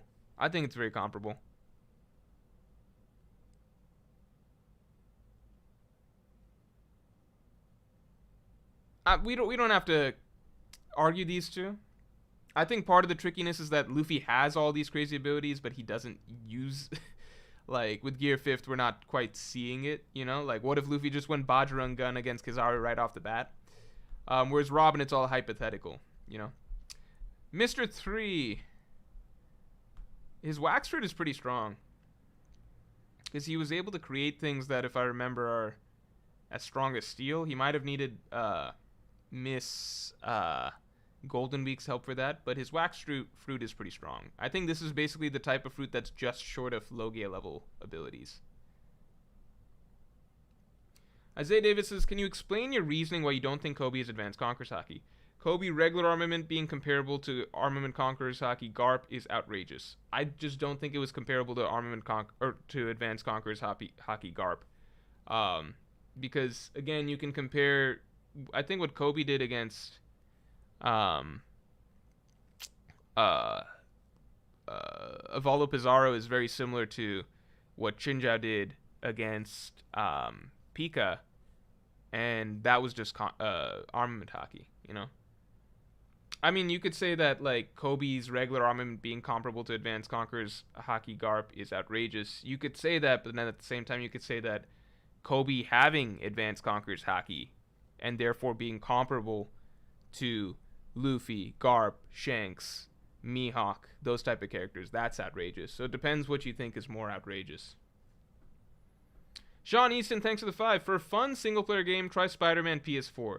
The sequel is coming out soon, and the first game really holds up fighting and travel-wise. I have seen a lot of good things about Spider-Man PS4. This is going to be a controversial opinion, but I think I've said this before on stream. I'm not a big Spider-Man fan. I could probably, like, you know, the game's a different case. You're playing it for the gameplay more than anything. But, yeah, I'm just not a big Spider-Man fan in general. Because out of all of the main superheroes that are popular, right, the popular ones, you know, Spider-Man is by far the biggest bitch. So it's just like, I'm supposed to look up to this guy? This guy's a superhero? This guy, kind of a role model is he setting for kids? He's just a bitch, you know? So, I don't know. It's like, look at Batman. That's a superhero, right? Got his shit together. He's very focused. Doesn't get shaken up by random things, like if Mary Jane didn't say yes to the homecoming dance or some shit. Yeah, that's a superhero. Spider-Man's just a bitch. So, you know, to be fair, I enjoy Spider-Man movies. Like, I like Spider-Man 1, Spider-Man 2. I even like one of the Tom Holland movies. Spider-Verse movies, phenomenal. But ultimately, as far as superheroes goes, you know, Spider-Man's a big bitch. So it's just like, oh boy, I get to play a Spider-Man game, roleplay as a giant bitch. I don't know about that. So, to me, I'm sure the gameplay is fun, you know? What? That's not a crazy take. Like, Spider-Man can't get through, like, 2 sentences without stuttering. You know? Spends most of high school getting shoved in lockers. He's just a bitch. You know? That's just his character. There's nothing wrong with that. I think it's good to have superheroes that appeal to people who look up to bitches. But, like, you know, because you have something for. It's like people who are fans of Deku and stuff like that. That's kind of like Spider-Man fans, and I think it's good to have something for everybody. But it's just not me, not my cup of tea personally. Wapple,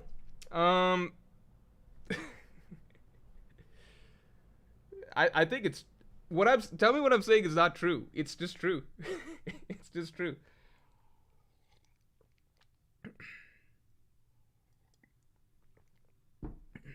See, people are getting really personal, but like not personal, but people are like getting all up in their superhero feelings over this. Like, well, did you know Batman got one of his sons killed and let his killer live? All right, well, I didn't say Batman's perfect. Okay, maybe I said Batman's got his shit together, I guess, but you know, it's more just a personality thing. Let's just leave it at that. I think let's just leave it at that. We don't need to get into how many Robins how many Robins have died on Batman's watch / turned against him. We don't need to go into the scoreboard. You know, it's just a personality thing. All right, Wapple. This is so tricky because like so many devil fruits are like really crazy in theory. It's just like I don't think Wapples is that good ultimately. But he has those abilities that were hinted at, like, oh, he can eat an entire armory and then turn into, you know, this giant busted weapon monster or something. Chillax Rita says Deku is literally inspired by Spider-Man. Yeah, that's the problem.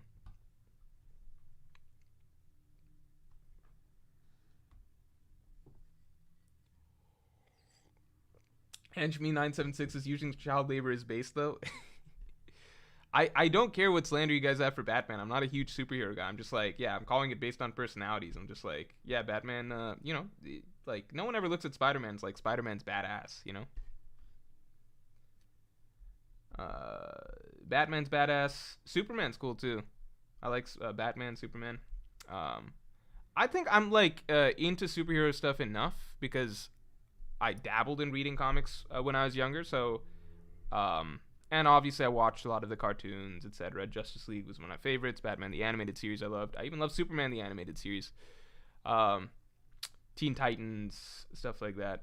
So I'm more of a DC fan in the first place, so I'm probably biased a bit. But just straight up, yeah, I just don't enjoy superheroes that are, you know, like, oh no, am I going to be able to be a superhero or not? Can I deal with the responsibility? I'm like, yeah, that doesn't sound like a superhero to me. That just sounds like a bitch.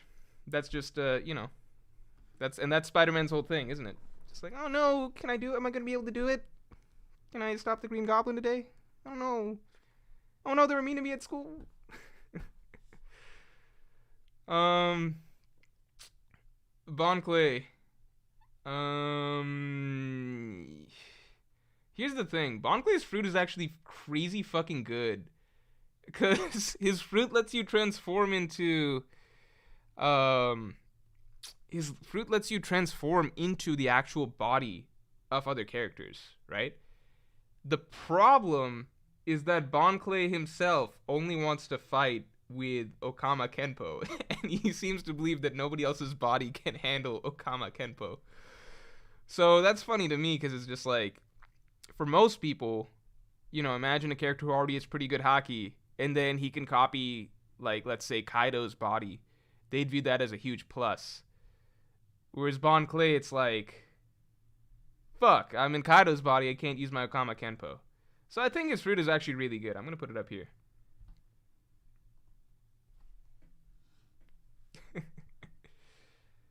He still doesn't have their hockey, that's true, but getting a better body is definitely an improvement, right? Like, or is it? Do you guys think that getting a better body doesn't matter that much at the end of the day? I don't know. I think it does matter to a degree. Kling Papa says Morj is the worst and the best media takes. Okay, if I said that Spider-Man's a bad superhero, I didn't mean that. I don't know if I ever said that. I just said that he's a bitch, which is why I personally don't like him. You can be a bitch and be a good character. I think a ton of characters are like great characters, and it helps that they're a bitch. You know, that's just part of you get so many good character writing moments out of that. I really enjoyed following. Like, I like seeing Spider-Man go through that in a lot of movies, right? But if you're like, who's your favorite superhero? I'm never gonna be like that bitch. That's just the way it is. That's a personal preference thing. That can't be a good or bad media take because that's just a personal preference thing, right? If you think Spider-Man's not a bitch, well then you're just looking at him the wrong way because it's like, how can you look at this guy that's clearly constantly like hung up on basic ass superhero shit and is like always doubting himself and shit and be like, no, that's he's just as badass as Batman, because it's just like, well, no, he's not. But you can like him for being more more flawed and maybe more relatable to you or something like that. If somebody said Spider-Man's the best written superhero, I'd be like, yeah, maybe you got a good argument for that. But we don't got to change his personality traits around. It's a personal preference thing. I don't know if I said Spider-Man's a bad superhero because I don't think that. And I like Spider-Man movies. I like Spider-Man content. I'm just not gonna like play a video game, in my opinion, where I roleplay as it's like, do I want to roleplay as the most weenie superhero of all time? Personally, not. The gameplay, maybe if the gameplay is fun enough, I'd play Spider-Man.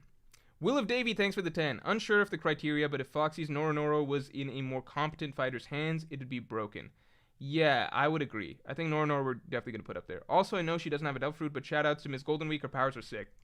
Miss Golden Week, it doesn't even make sense why she doesn't have a Devil Fruit. It's so funny, because Oda could have easily said that she has a Devil Fruit, and then her powers would make sense, but she doesn't. It's just like, why? Japanese Jim says, Morj, you missed my super. Oh, let me take a look. Sorry, man.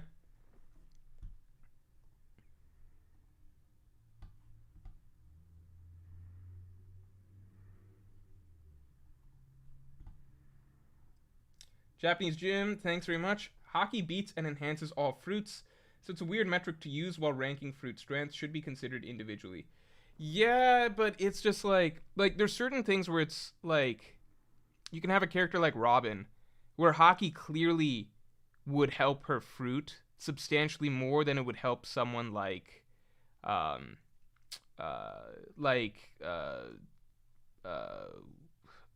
Miss Valentine, because with hockey she can continue if she makes one arm of hockey, she can keep cloning that arm.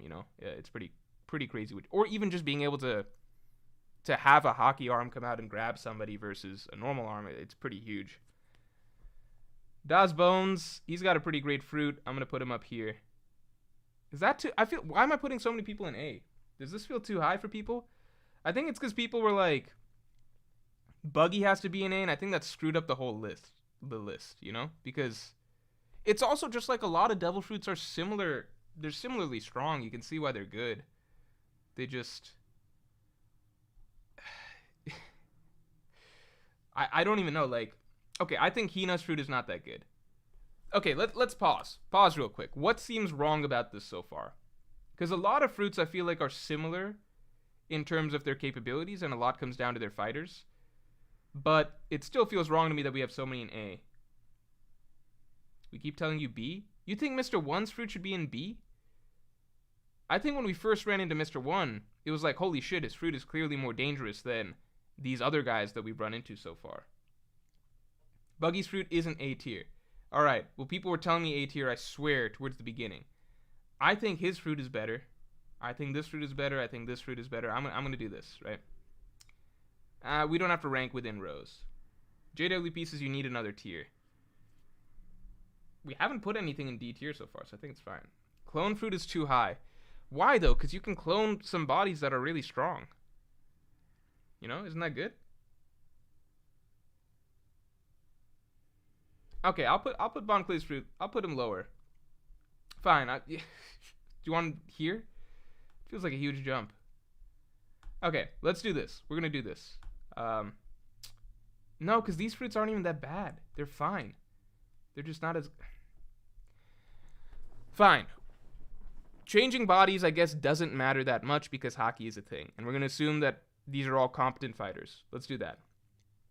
We're going to keep it like this. Add SS. Why? None of these are in SS. None of these are even S tier so far, so why do we need an SS? We'll see. Maybe we need an SS, but I don't know.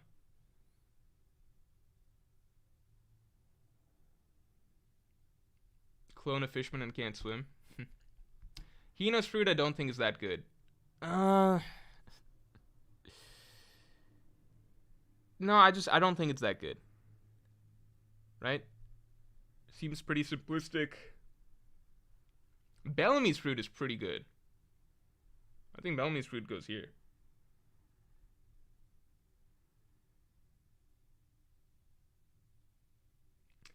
BrownieBot is asking, is this only based on strength and no other stat? Yeah, combat strength. Let's get the stream likes up to 300 real quick. Okay, we might need an S, because now we're at SS, and now we're at Doflamingo, and Doflamingo's fruit is really good. Alright, here's what I'm going to do. I'm going to bump everybody down. Because I don't think we need a... I don't think Doflamingo's fruit is S, but I think it's really high. No shot Bellamy. I mean, I put him in this tier now. Being able to jump around is pretty good. I don't think Doflamingo's fruit is as good as the Nika fruit. I don't think it's as good as Robin's fruit. I think it's really fucking good, but I don't think it's as good as either of these two.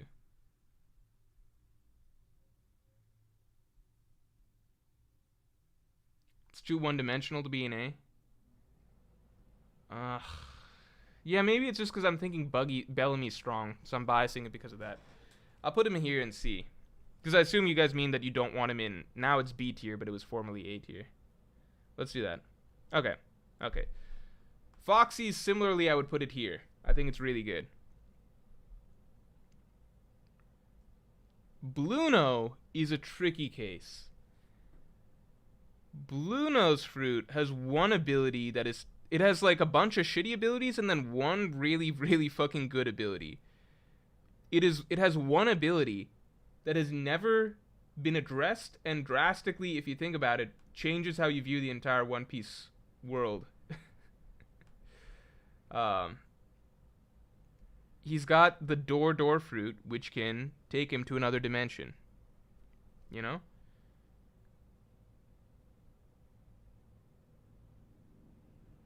Just the fact that he can be in another dimension, it's something that even Haki, as far as we can tell, can't deal with. You know? I don't think Foxy is an S. I still think that the Nika fruit is better. I still think that Robin's fruit is better. Like, because you have to keep in mind, for S tier, there's still certain fruits that we haven't gotten to. NL's fruit. Like, Foxy's fruit, amazing. But at the end of the day, it's not going to fall in the same tier as NL's fruit. You know? It's not going to fall in the same tier as Kizaru's fruit. Because ultimately, Foxy's fruit, it only does one thing. It can slow things down, which is really good. But Kizaru can move at the speed of light. He can create clones. He can shoot lasers. Like, he can create light swords. There's a million things that, like, the top fruits are really, really fucking strong.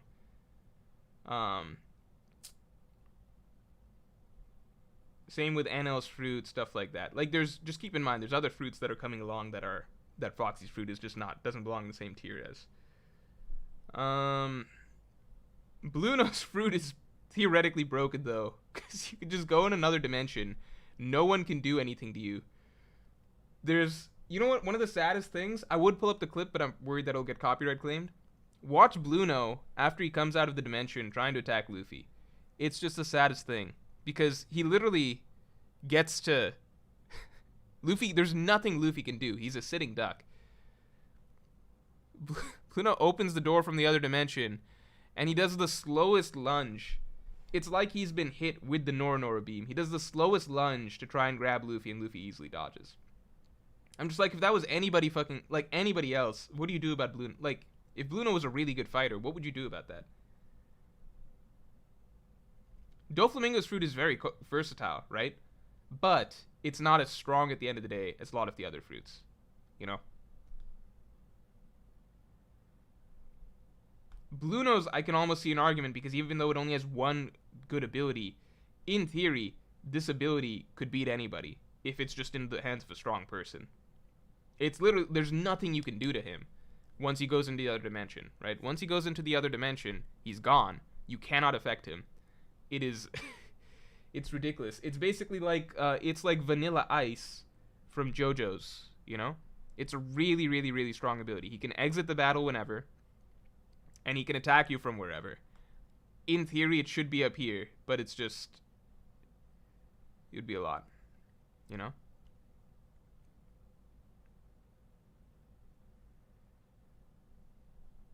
I think Foxy's Fruit should be here. It's just a stronger ability than everything else. But it's not so strong that it makes up for its lack of versatility, you know? Doflamingo has a very versatile fruit, but it's ultimately not quite as strong as some of the other... its abilities are not quite as strong as some of the abilities up here. So it goes both ways. Billy Bob says, Morj, what makes Robin's Fruit better than Dofi's other than you being a simp? Put it this way. If Doflamingo, with Doflamingo's hockey, right, and his fighting capabilities and his physical strength had Robin's Fruit, Doflamingo would be way, way, way, way stronger than he is with the String Fruit. Because again, everything Robin can do, right, the arms that she creates, the clones that she creates, she's just, like, the thing about Robin's Fruit is that the strength of it scales exponentially. Because Robin has the strength of an average person. Doflamingo, who's basically 1,000 times physically stronger than Robin, and has hockey, right? Every attack that Robin has, right? A clutch from Doflamingo is, like, exponentially stronger than it is from Robin. Like, clones made by Doflamingo, exponentially stronger than clones made by Robin. Demonio Floor, stuff like that. Imagine a Demonio Floor. The Demonio Floor that took out Black Maria, if it was a Doflamingo Demonio Floor, it would be 1,000 times stronger than that Demonio Floor. Because again, you're literally cloning, you're not cloning, like, you're not losing strength doing this necessarily, like, you're cloning your actual arm, right? So if Doflamingo can do things like stack his physical strength, like, hundreds of times over with the giant arms that Robin creates, that's crazy, crazy, crazy strong ability. Marco Saint says, we don't know hockey can be used in the clone parts. Here's the thing, even if hockey can't be used in the clone parts, even if it can't, it's still this, like, that's the crazy part. You can just go by physical strength. How much physically stronger is a Doflamingo arm than Robin's arm? Like, is it 100 times? 10,000 times? Like what? Like 1,000 times? Just take however much stronger you think these characters are physically than Robin, and that's how much stronger each one of Robin's moves would be, right? So there's no, like, you have to look at it straight up what's happening. She's cloning her arms. If the arms individually are that much physically stronger, then the whole thing that she's creating, all for constructs, etc., are that much physically stronger. So if Demonio Floor, composed of the body parts of an average 30-year-old woman, is strong enough to crush a Tobiropo effortlessly, then a Demonio Floor, made by Doflamingo's body, would be 100 times, 1,000 times, I don't know, fucking 5,000 times stronger. Like, what does Doflamingo fucking bench compared to Robin? So you understand, like, Doflamingo with Robin's Fruit would be... There's an argument that there's no one that beats him. And that's without including hockey. That's the fucking crazy thing. Imagine it's, like, if you do include hockey, then what the fuck happens, you know?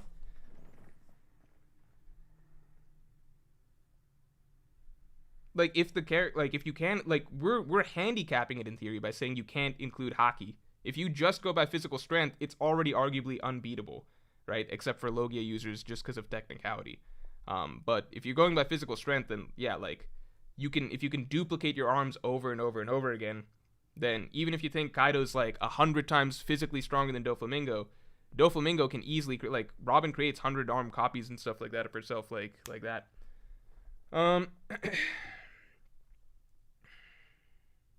Again, this is even without including hockey. Yeah, we don't know, but still, just in terms of pure physical strength, a Demonio Floor created by Doflamingo would be the physically strongest thing in the One Piece universe. Jose Larios says this is a hilarious level Robin glaze. I love it. No, because it's like, it's more so just like it's not even glazing Robin, it's the other way in that she has something that's so ridiculously broken, but because she herself is physically not that strong, it's nowhere near as strong as it would be in the hands of somebody else.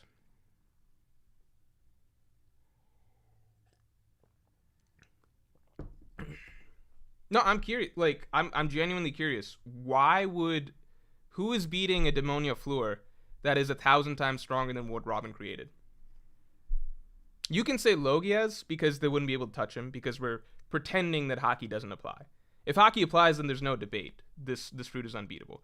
Let's pretend for the sake of argument that Haki doesn't apply, right? In that case, who's beating a Demonia Floor that is 1,000 times stronger than the one that crushed Black Maria in one shot? Who can do that?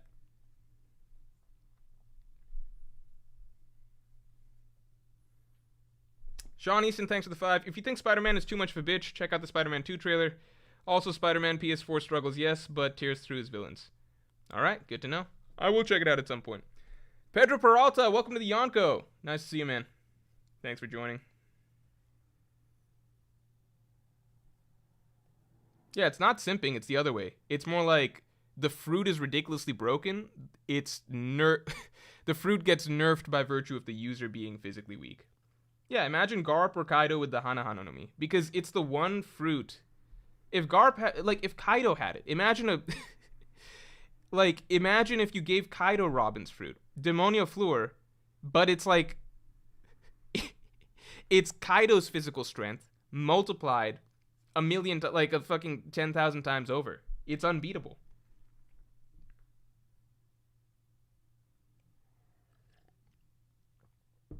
Yeah, it loses to Logia because we are arbitrarily putting in the stipulation that, okay, let's pretend that it can't use Haki.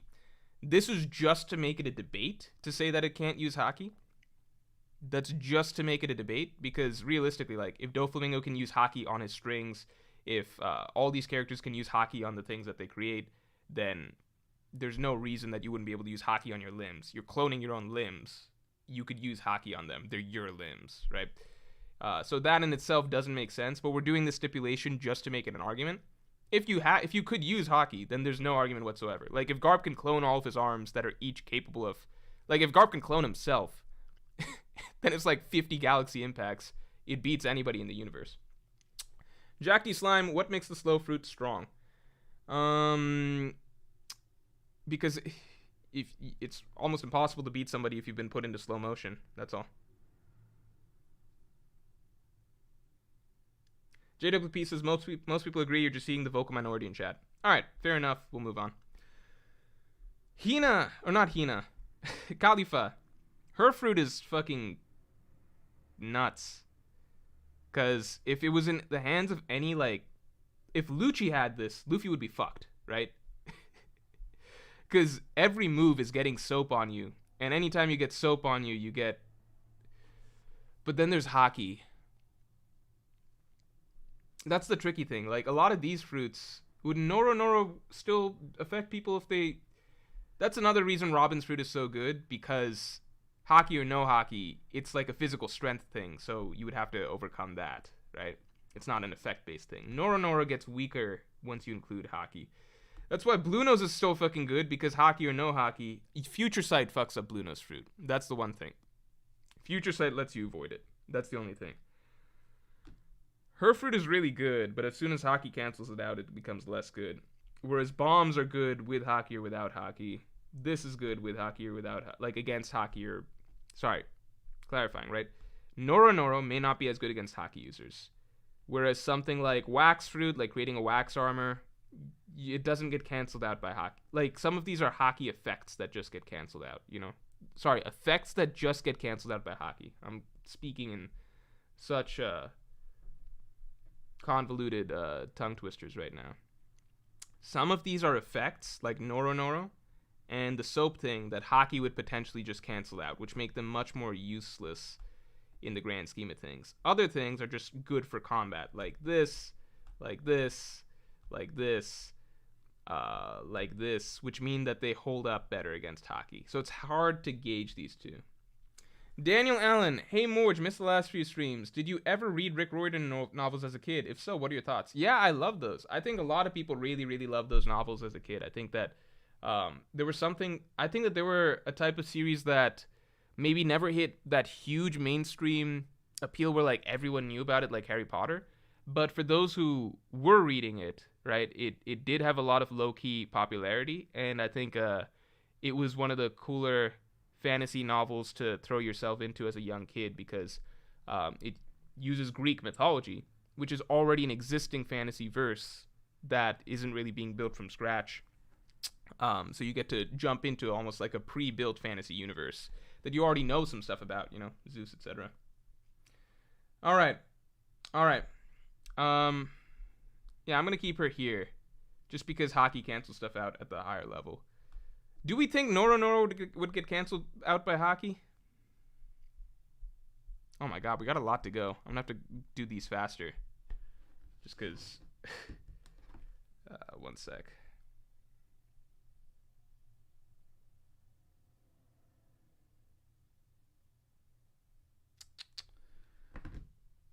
Yeah, I don't have a ton of time today. Because I'm trying to go to the gym still before it closes. This is just Buggy's fruit, right? But let's assume worse. Let's put it here.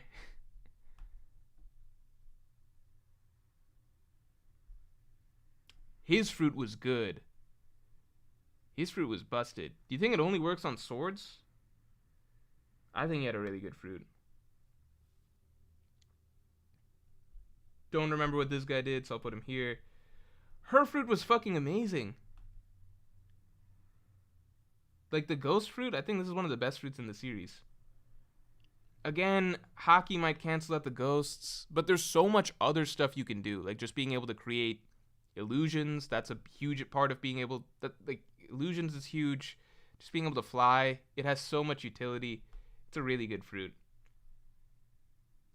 Also, I don't know. Would the ghosts be something that can be canceled out with Haki? They probably can. He started rusting Zora's arm too. That might have been anime only is the thing. So I'm going to keep him there in B. Brook's fruit is amazing, but it is not great for combat, I don't think. Like, it's good for combat, but, most of the reason Brook is strong, I don't think, is because of his fruit. I think it's because he's strong. Like, at best, it has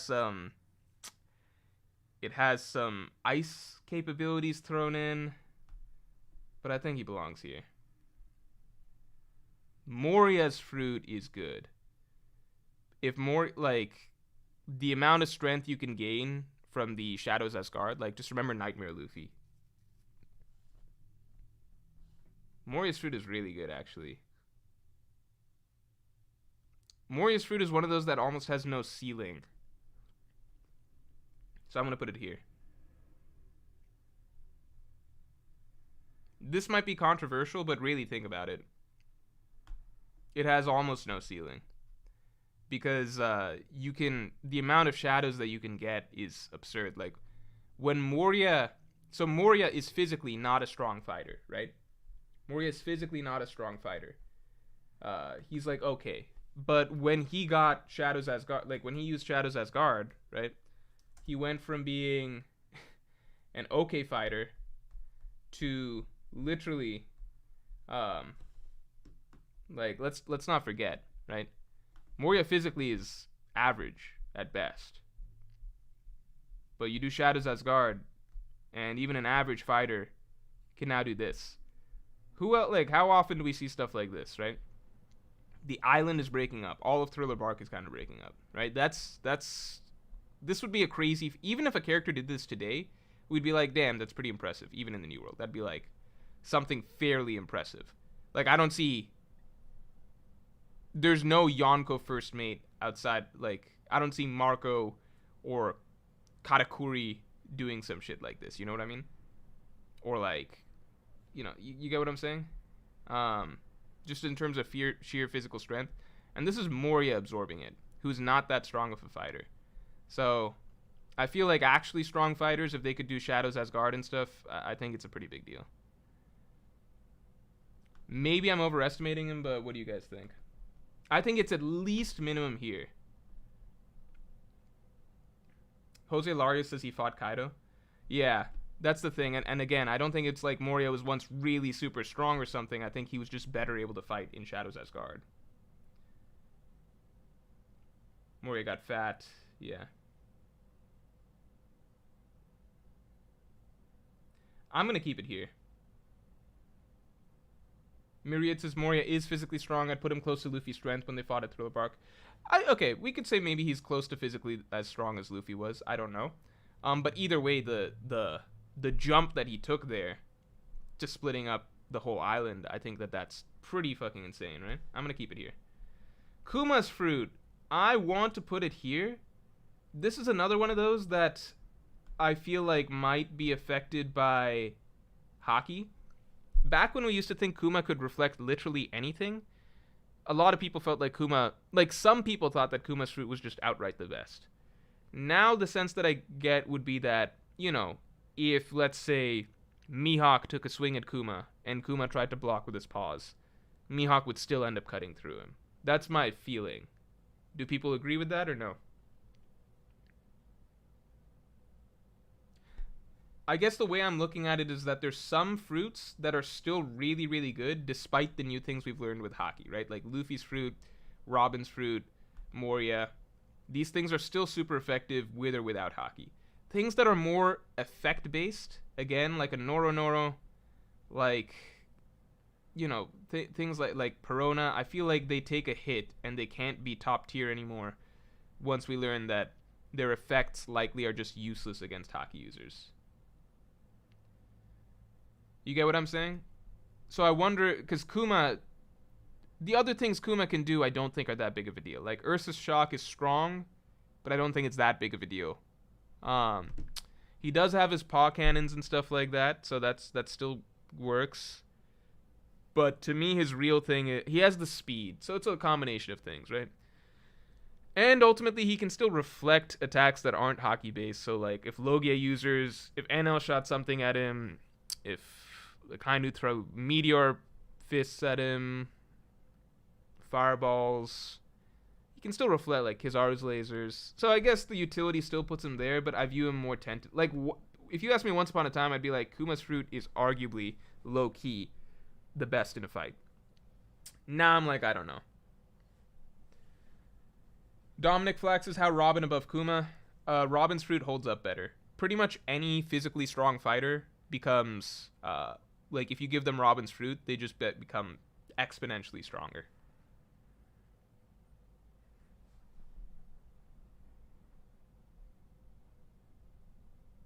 Ursa's Shock is good, but I think there's like plenty of other attacks we've seen at this point that are better. Okay, Maya says Morj, he can repel abstracts. You're right. No, Kuma belongs here. He belongs here. Let's see. Bonnie's fruit is weird. Oh no, so she can't. Again, another one. If you'd asked me back in the day, can Bonnie just? What if she could just age anyone, right? Like turn anyone to a baby or child. But now we know she can't do that. So that means her fruit takes a big hit.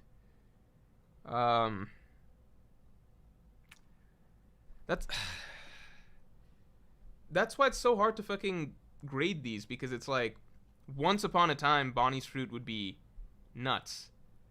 Now I don't really know how to put it, right? So do I have to evaluate based on the assumption that a devil fruit like what the fuck am I going to say about Hancock's fruit, right? What do we say about that? Can a devil fruit user cancel that out? I'll put Bonnie here. Kid. Oh, Kid. I think Kid is just terrible at using his fruit. I think he's got a damn good fruit. I think if you gave his fruit to Frankie, if you gave his fruit to someone who knows what the fuck they're doing, like a Frankie or a Vegapunk, imagine if Vegapunk had this fruit. It's literally one of the. It's literally this.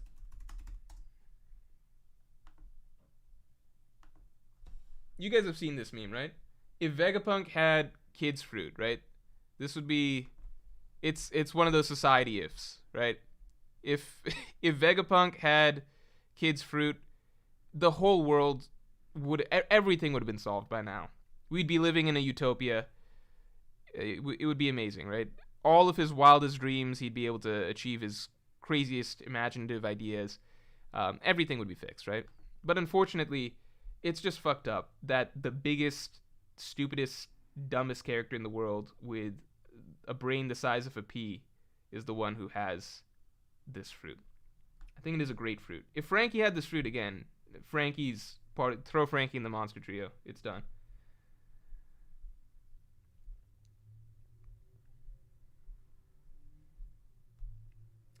Bad Galley, thanks for the 5. My first pet and childhood dog passed away yesterday at the ripe age of 17. Oh, your dog lived a year longer than mine, so that's congratulations to you, man. Can I get an RIP from Morj for my girl Monica? RIP for real. I'm sorry to hear that. I had the same experience. I mean, we had to put ours down, so I actually feel a little bit better that yours at least passed away naturally. I think in retrospect, I feel like that's better, although I can't speak to how your last days with her were. So I'm sorry about that, man, but 17 years is a really long time, so I guess you can appreciate that, hopefully. Also, read Vagabond. I will, at some point, I promise. Tala, thanks. Sanji with Robin's Devil Fruit solos, Straw Hats together, not Luffy. Yeah, I mean, again, it's like, if you want to put the hockey stipulation or not, I see no reason why you wouldn't be able to apply hockey. It's your limbs. You would be able to apply hockey to it as far as I can tell. And, like, pretty much everyone that we've seen can apply hockey to their Devil Fruit attacks, so I don't see why that would be an exception. But, yeah, like it's just, if Sanji could make a kick that's all, like, if Sanji could stack 1,000 of his legs together to make a kick that's 1,000 times stronger, then yeah, that's gonna fucking knock out Luffy. That's gonna knock, assuming he's allowed to use haki, right? That's gonna knock out Luffy. That's gonna knock out Zoro. It's a kick that's 1,000 times stronger than Sanji's strongest kick, right? What do you want to do? So Robin's fruit is broke, but Oda had to give it to Robin so that nobody else in the universe could have it. Otherwise, it's all broken. Law's fruit goes here. It's just so good. Again, thank God that a bum like Law has it instead of, like an actual swordsman. Otherwise, we basically, like, if any actual half-decent swordsman had this fruit, then Luffy's never going to be Pirate King. It would just be undoable. There'd be nothing you could do. But it's Law, and, Law's not a fighter. So, Oda made sure to give the most broken fruits to some characters that wouldn't break the series. Yeah, I mean, and it's the same thing applies to everybody. Like, if Zoro had Robin's fruit, like, 1,000 sword style, Zoro would need a lot of swords is the problem. Someone would need to hand him a lot of swords. Capone Beige. I love Beige's fruit. It's one of my favorite fruits in the entire fucking series, but, like, it's I don't think it's that strong, and I don't think it's Beige's fault. So, I'm gonna put it, I think it belongs here. I think, like, the move, Big Father or whatever is a pretty cool move. Like, even Big Mom couldn't break it immediately. So I'm going to put it here, but I don't think it's that great in the grand scheme of things. Urouge. As far as we know, Urouge's fruit it's hard to put because it's something like the more damage you take, the stronger you get. That sounds really strong to me. I think we just need to see it more in practice. So I think it's at least here, but it might be here. Right? Hawkins' fruit is fucking terrible. I think it's genuinely one of the worst fruits ever. Because he can't fight with his straw shit unless he draws the right card. At least these idiots can fight whenever they want to. I think Hawkins' fruit is so bad, it's hard to even, you can't even describe it. I've never seen a fruit that literally makes you, like, have to roll the dice to just be able to act. And it would be fine if it's like he gets some good payoff for being able to actually get, the card that he wants. But no, he actually never does. The payoff he gets is being able to attack, which everyone else can normally do. You know what I mean? It'd be like if he gets... Yeah, okay, I'll throw in an F tier.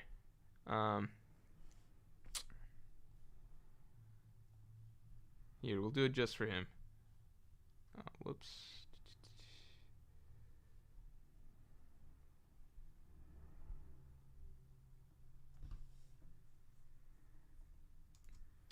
Yeah, Kite. So World of CJ Nations is Kite from Hunter x Hunter. The difference is that Kite can roll and get good things or bad things, but they all have different effects that are really good, right?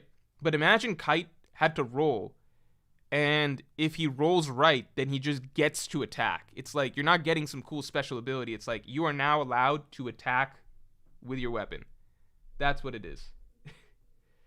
Hanzo Alonso says his fruit has nothing to do with the cards. But it has to, because he wasn't allowed, he literally could not pursue or attack with the straw man until he drew the right card. He drew the card of pursuit, so now the straw man's allowed to pursue. So maybe he's just a phenomenally bad user, but my interpretation of the fruit is that it sucks. So maybe you know what? I'm gonna play the I don't care card. In that maybe you're correct that there is, the straw man can do everything that it was shown to be able to do without the cards. But just the way it was presented to me in the story, I'm gonna put it in E. And I'm gonna play the I don't care card where I don't actually want to know how the fruit worked. I was just so disappointed with what we saw in practice that it's gonna stay there. Bassem El Madawi, thanks. Marco's fruit plus Yuruja's fruit is a broken combo. Yeah, good thing you can't stack fruits unless you're a certain Yonko. Apu's fruit is awesome. Apu's fruit is fucking awesome. And the thing is that it's in the hands of someone who uses it really well. You can't really get someone better than Apu, maybe Brook. But it's still not that effective, I guess, because Apu himself isn't that good of a fighter. But just being able to play music and have injuries go off, it's just weird because I feel like we ended up seeing Apu forced into close quarters combat a bunch where he doesn't excel. The flip side is that you can shut your ears to turn off the music, so I guess that kind of sucks. But I feel like if it was just used, I feel like it should be here, but because you can shut your ears, it goes like here or here. You know what I mean? I feel like because you can shut your ears, it goes here. Having to shut your ears is still a handicap when fighting Apu, but you could also just wear earplugs or some shit.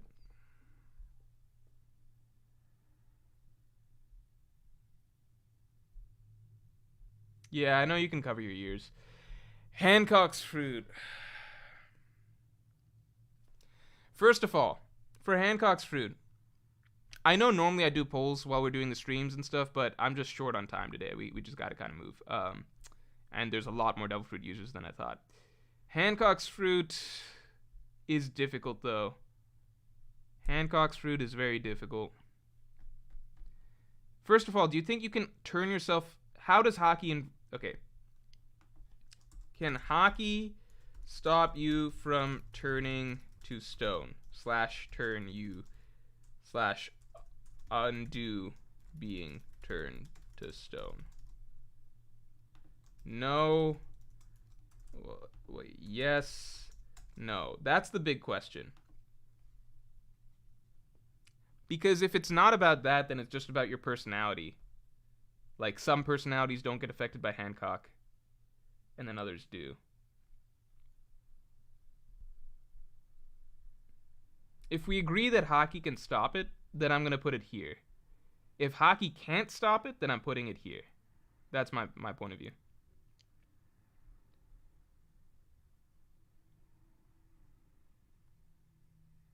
So people are leaning towards yes, but it doesn't seem that concrete. I don't know. People are leaning towards yes by a little bit.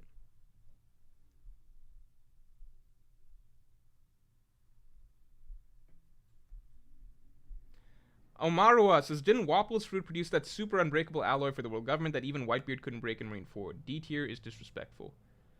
But that's like once you work... I think that might be right, but that's... you Wapple metal, but like... I don't know if Wapple himself while fighting could produce that, and I think that's different. Like, I'm sure he can make a factory, and with help from his fruit, he could do something like that. Brian Field, thanks for the 5. Hawkins' abilities are weird, but from my understanding, the Strahd resurrection abilities are separate. The Straw resurrection abilities are separate from the cards. Badly explained and confusing, though. I'm still going to keep him in E, but thanks for the breakdown.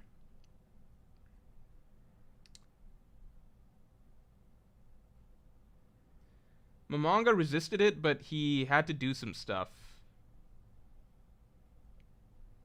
JWP says the Marines who were turned into stone didn't know what happened until after they were turned back from stone, implying that the person turned into stone is not conscious.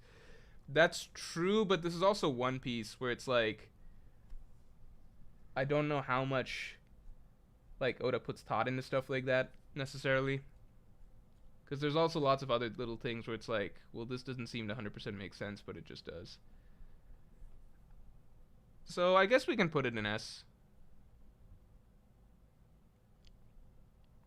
Lucky Man, thanks for the 5. Maybe it depends on Hancock's hockey. If her hockey is stronger, it works. I hope it's not like that, because that just throws a huge complication into everything. Then it's like, how do you even judge it? I'll throw it in at S. I'll throw it into S. It's just like,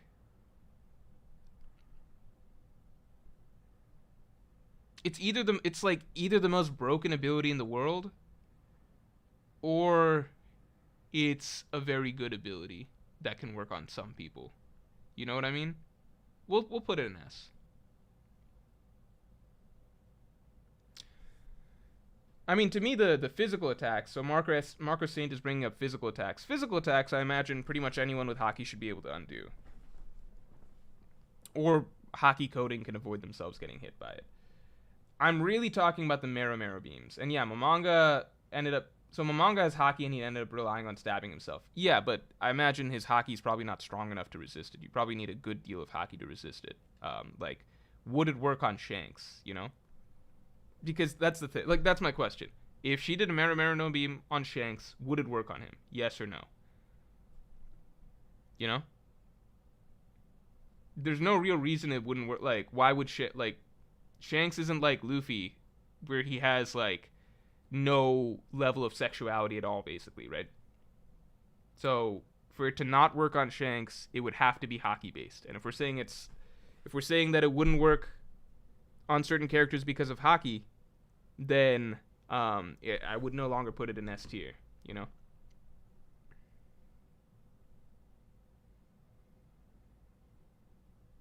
I'll keep it in S. I'll just keep it in S. I personally don't think it would work on Shanks, and I think the reason would be hockey, right? I don't know. But I'm still going to keep it in S just because it's too vague, and it works on so many people, you probably just keep it as an S tier. Magellan, I'm going to keep in... Poison's really good. It's just that I think it's not quite as good as the other Logia that are remaining. Like, I just can't put Magellan in the same tier as Akainu, because it's kind of like, oh, if like, it's just Akainu's fruit. Like, there's other fruits that are just so clearly better than Magellan's. It's like, if a few drops of, like, imagine you get splashed a bit in a fight with, your hand gets splashed a bit by Magellan's poison. It's like, oh no, that's really bad.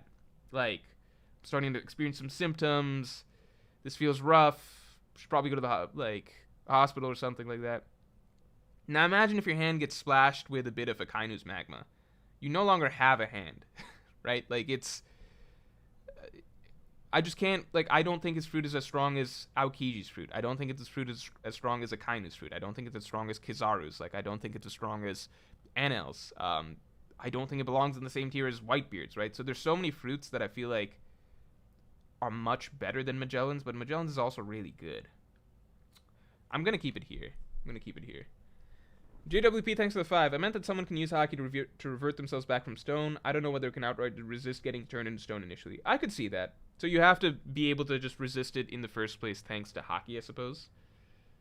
Dripty Sauce says hockey doesn't help with poison. Would the hockey even touch you if you're coated with... Or would the poison even touch you if you're coated with an invisible layer of hockey? It wouldn't. Same... the answer is the same as magma.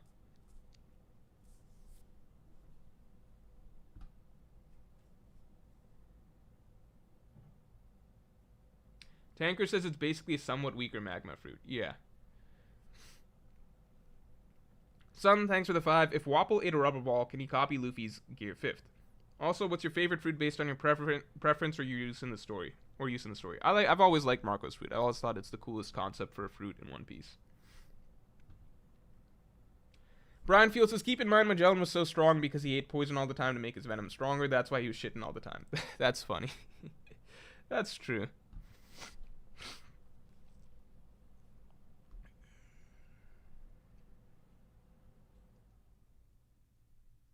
Proud Pick Leader says, Magellan's fruit one-shotted Blackbeard and scared Crocodile, Ivankov, and Jinbei into running. Yeah, but I think that, that's a big deal, but I think that there's a lot of other characters with good fruits that would also do that. You know? Why would... you could say the same thing with, the Guru... there's so many other fruits that could one-shot Blackbeard at that point in time. There's so many other fruits that would have Crocodile running away and stuff like that in Jinbei. Like, I mean, put it this, like, is it as good as Aokiji's fruit? I don't think so. Aokiji can casually freeze the entire ocean. Is it as good as Akainu's fruit? I don't think so. Is it as good as like Kizaru's fruit? I don't think so. I just think that there's a lot of fruits that it's clearly not as good as. Um, I've already explained why Mori and Robin are here.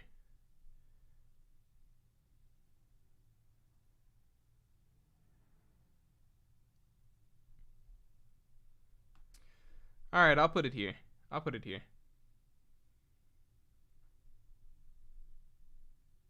I don't agree with that though. I'll put it here. It is a very dangerous fruit. Ivankov's fruit is interesting, but I don't think that highly of it. I'm gonna keep it here. This fruit is just dumb. Diamond Josu's fruit, I think is really good. I think it's really good. I think this is a fruit that the stronger the physical fighter you are, the better it scales. And I think the direction that we're going in One Piece, physical strength just matters quite a bit because of hockey-based stuff. So any fruit that enhances your physical fighting is a big deal.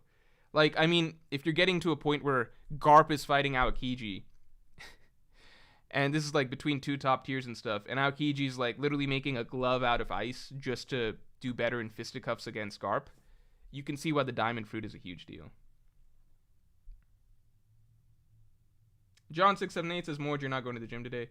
Mine closes. Well, you guys don't know when it closes. I'm going to wrap this stream in 20 minutes. Guaranteed. Let's see what we can do. This guy's that hammer space ability. That's kind of cool, but I'm going to keep it here. Tsuru, it's too hard to gauge in battle. It looks strong, but again, it's an effect-based ability, so Haki can cancel out a lot of it. I'm just going to go ahead and put it here. Shiki's ability is nuts. Let's put him up here. Shiki is fucking crazy.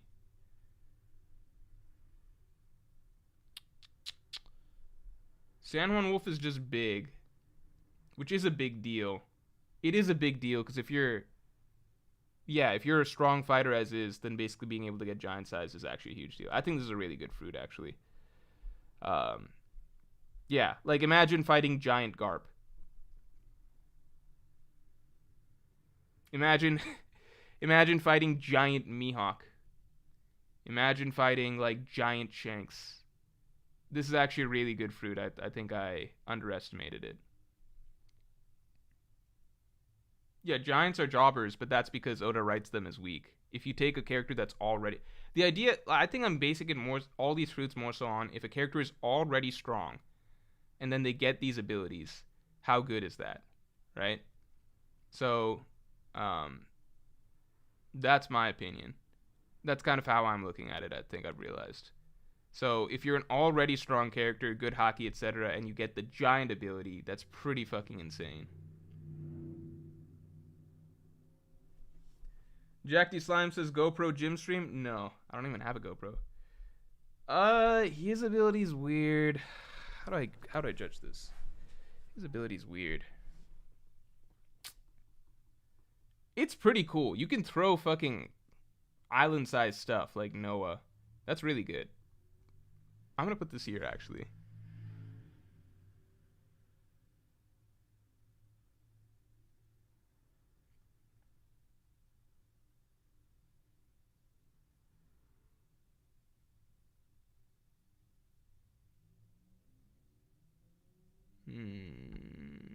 Cunamon there.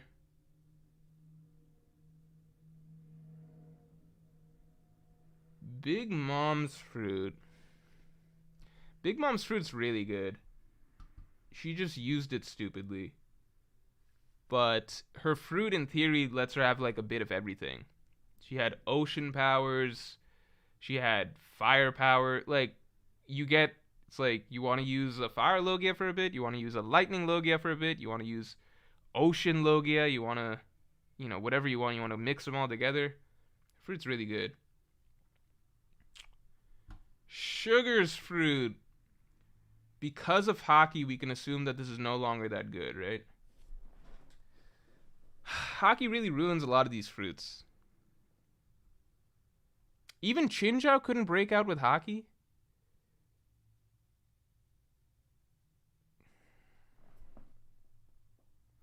How do we judge Sugar's fruit? Can you break out with hockey? Because Chinja couldn't break, and Chinja was a Conqueror's Haki user.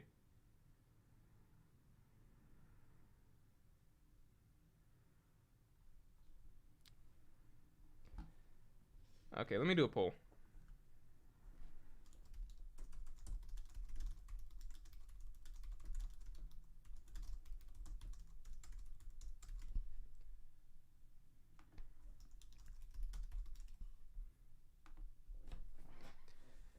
If you can break out with Haki, Kindbaz says this Haki resistance stuff is dumb, but you have to take it, like, that's just the reality of it now, you know? Because if you took, like, simple way to put it, if you look at Doc Q's thing, right? Doc Q, if Haki resistance isn't a thing, then Doc Q probably beats a shit ton of characters really easily. It had to be established that no, you can't beat someone of Law's caliber that easily because of Haki resistance. So it changes a lot. And people are split on Sugar. I'm just going to say, fine. Sugar, you can't break out of her fruit. Let's put her in S. But it really complicates things. Her fruit's pretty good. We're going to keep it here. His fruit is pretty dumb. We're going to keep it here. His fruit, I guess, is like comparable to Wax fruit. I still think that's dumb. His fruit is really good. We're gonna need another tier at the end of this. Fine. We need an SS. You guys tried to tell me we needed an SS. I didn't believe you guys. I apologize. We do need an SS. Oh man, I didn't do it.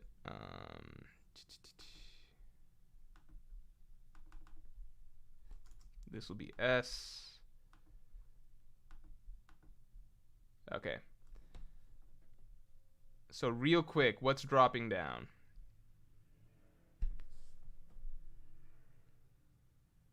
Yeah, so I'm going to drop Magellan for sure. I'm going to drop...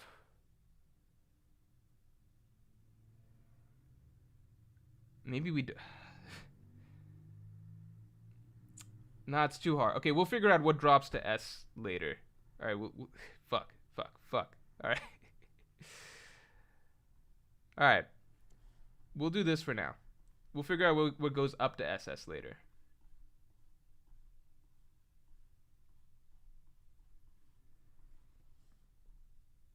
Ramen Saints, thanks for the 2s. Sugar's Fruit also has the command ability for toys. Yeah, but the toys aren't that strong. Bartolomeo's Fruit. This one's really good. This one's really good because it tanked the King Punch. Odin could not cut it. This fruit is actually insane. Because Odin can cut Kaido. He can permanently scar Kaido. He cannot get past the barrier fruit. So far, nothing... It is one of the only absolute fruits that's been shown. You just can't... There's nothing that can break the barrier fruit as far as we've seen. The King Punch couldn't do it, and the King Punch literally erased Pika from half an island away, which is one of the most impressive attacks we've ever seen. So there's no attack right now in the story that I could say would confidently break the barrier fruit.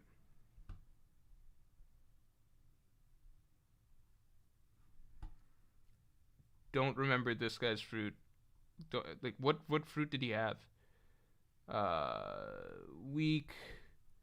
Oh, her fruit was nuts, but it was kind of unexplained to me, like how exactly it worked and how it was defeated. I'm just gonna keep her fruit here. Gladius had an okay. Like these are like a bunch of okay-ish fruits. I think this is fine.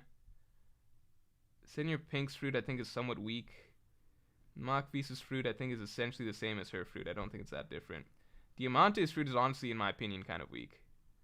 Pika's fruit is good. Pika's fruit, I think, is good. Like, it's a solid fruit as far as fruits go. But it's not good for, like, top tier stuff, you know? It's a challenge for anybody that... Like, if you took any average fighter in this tier and they needed a fruit to win, Pika's fruit would be the best. But if you took a stronger fighter, right, like higher up, who's much better at hockey and stuff, they might go with something that's not Pika's fruit. So I think Pika's fruit goes in here. I think it's pretty good, though, for what it is. Ramen says, in theory, could Sugar command toys not to use hockey? Well, I mean, wouldn't that... I think that still goes back to the same question of how strong. Like, if their hockey is strong, then wouldn't they be able to ignore a command?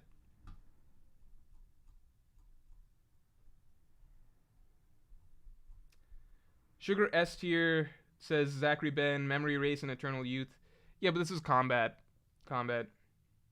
Basim El Madawi says, for me, S tier fruits are devil fruits that can be eaten by anyone who is average in hockey, and they would still become a top tier. Law, Marco, Ace Magellan. That is a good way to look at it. That is a good way to look at it. Yeah, I would agree that is a good way to look at it. And I think this is mostly consistent with that. Weak. What was Rizo's fruit again? I don't even remember.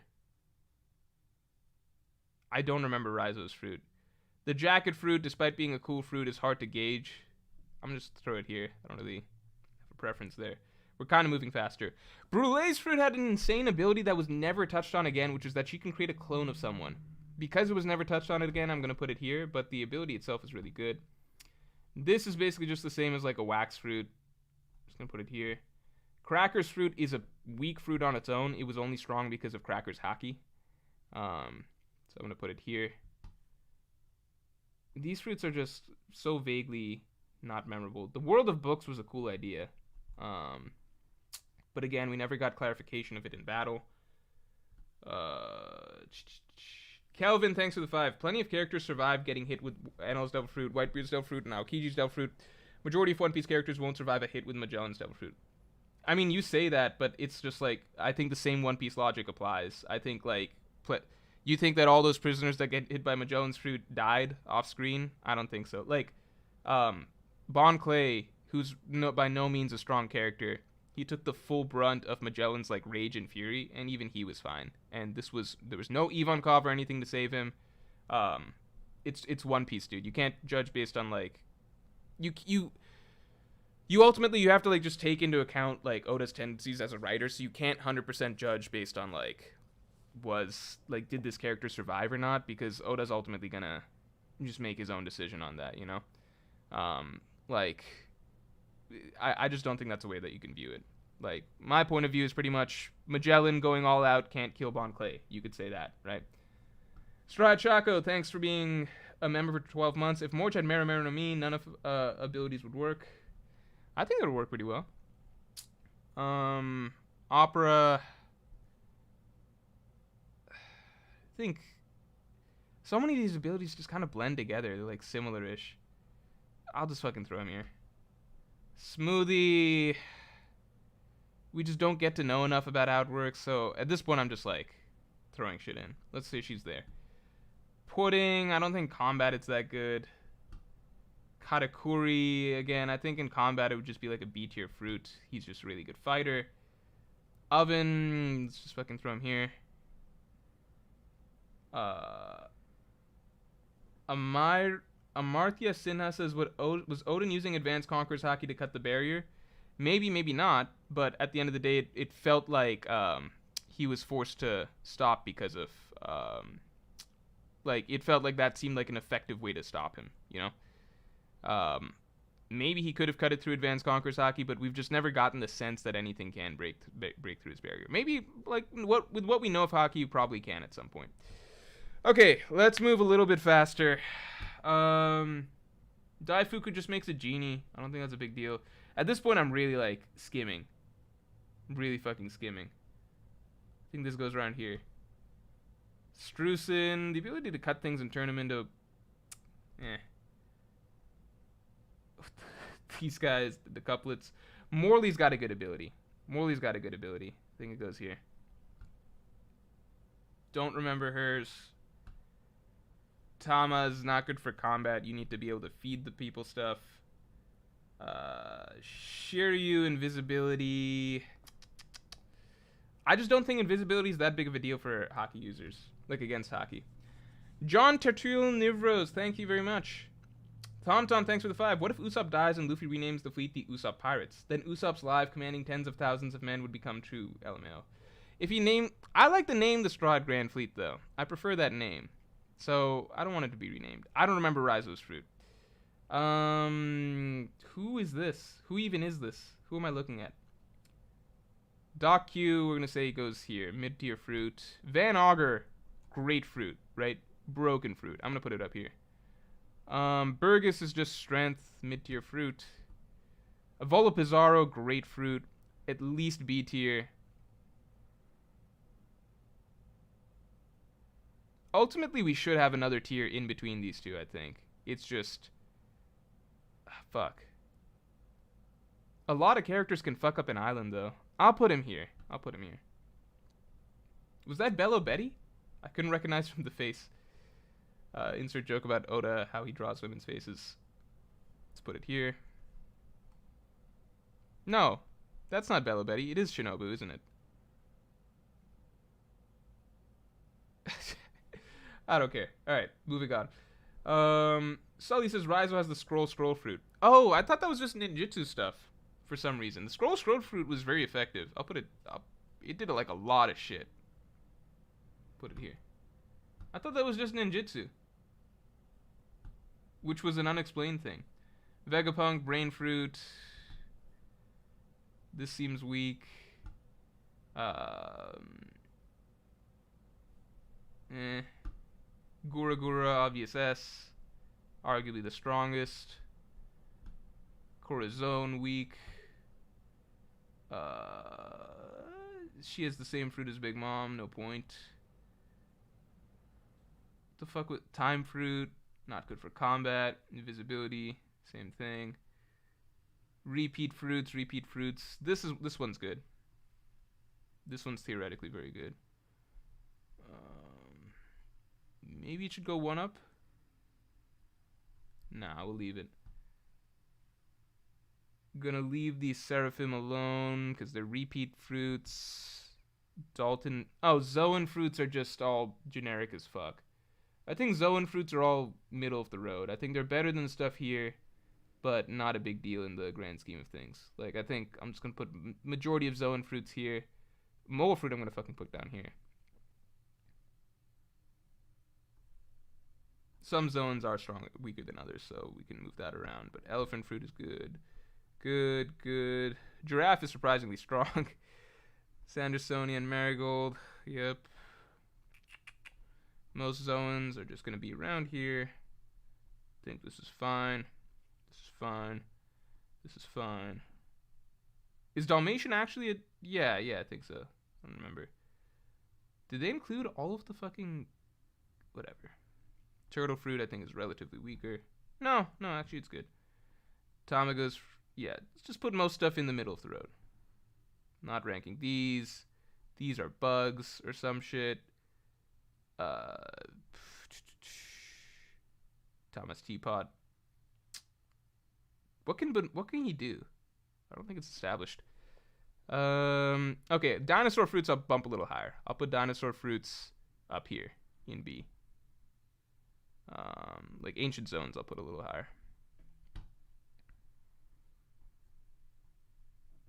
I just don't think any ancient zone on its own would warrant being, tippy top.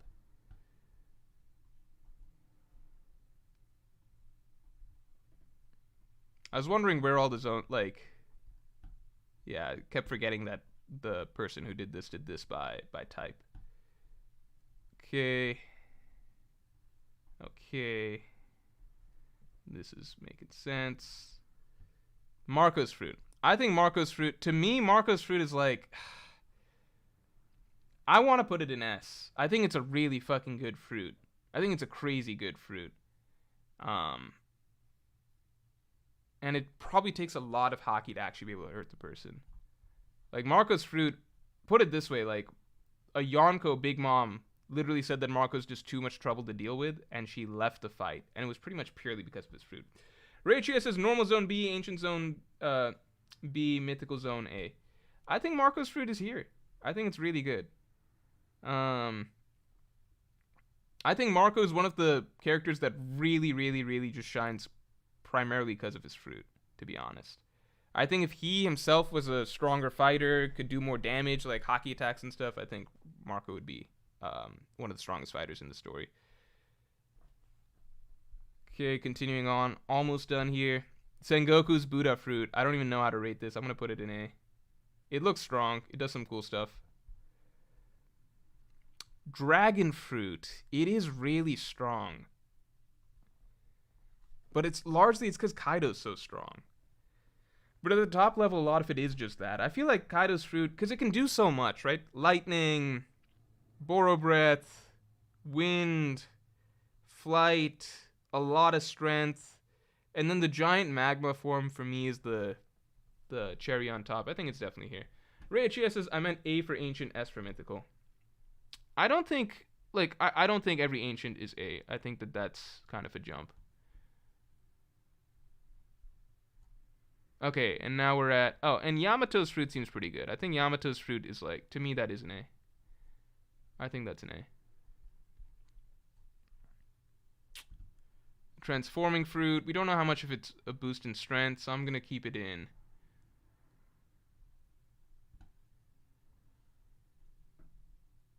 I don't know. At this point, I'm just eyeballing it. It seems good. I'll put it here. Orochi's fruit should be good, right? It should be, I think, along with the other ancient zones. I know it's mythical, but it should be with the ancients from what we've seen. Plus, you get to survive, but that's only if people are cutting off your heads. Katarina Devon's fruit. Again, we don't know how it works. I'll put it here. These two go together, I think. Smoker. We're at the Logias. Is this Doc Q right here? No, it's stronger. I guess it's supposed to be both. I don't know. Smoker is... Okay, so where does just a basic Logia go? Because Smoker's the most basic a Logia can get. It's really just the intangibility and some of the maneuverability of a Logia, without any of the real offensive power. I think that goes around here. Once upon a time, before hockey was a thing, it would be crazy good, but I think it goes around here. Ace's fruit, I think, to me, that's an A. I think that's a really good fruit. Just crazy firepower. I just think fire's not that big of a deal in the grand scheme of things, as far as elemental abilities go. Justin Holland says, put Yonko fruits besides Buggy and SS. I think most of the Yonko fruits are in... we have no SS tier right now, and I think we might not end up making one. It's just too hard to... It's splitting hairs past a certain point. Crocodile's fruit, I just don't think is as good as... It is a really... I'll put Crocodile's fruit in A. I think Smoker's the only Logia that doesn't make A. Croc's fruit is not S. That's crazy. NL's is S. All Logias, I think, are at least S. No, sorry. All Logias are, I think, at least A. Smoker's an exception, and then several of them will be S. But Crocodile's not one of them. Aokiji, I want to say, is A. I don't think his fruit is quite as good. I just don't think freezing is quite as good as a lot of this other stuff.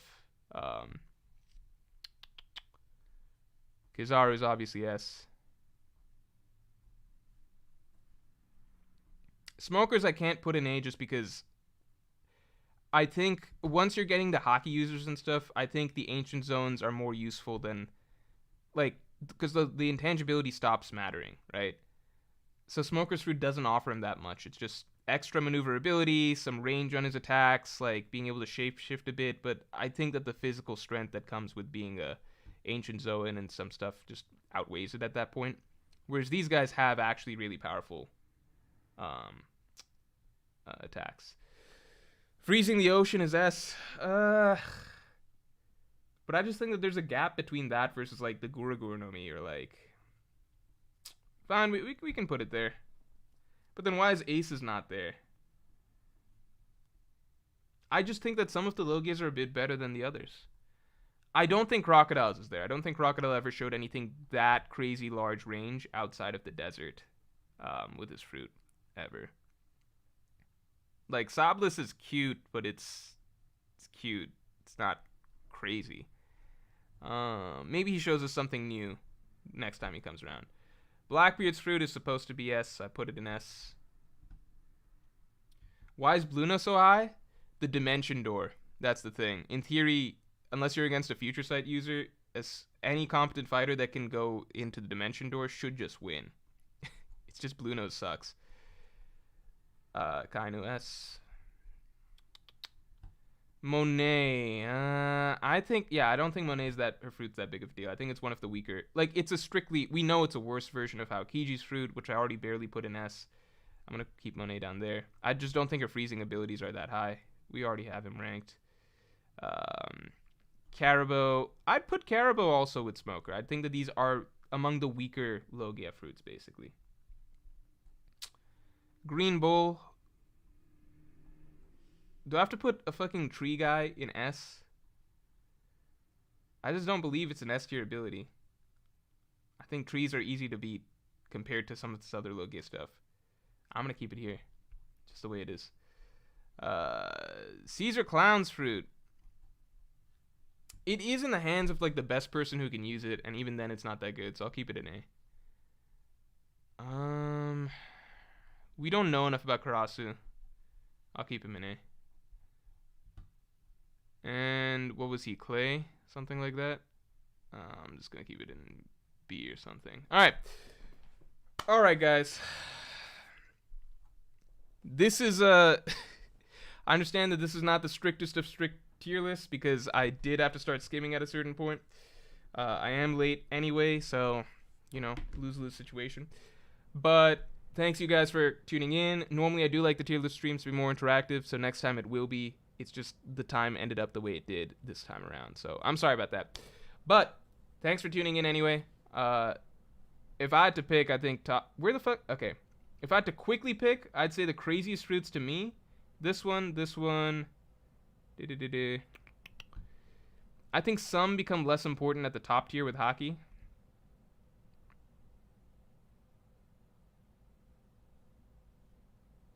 But some are still...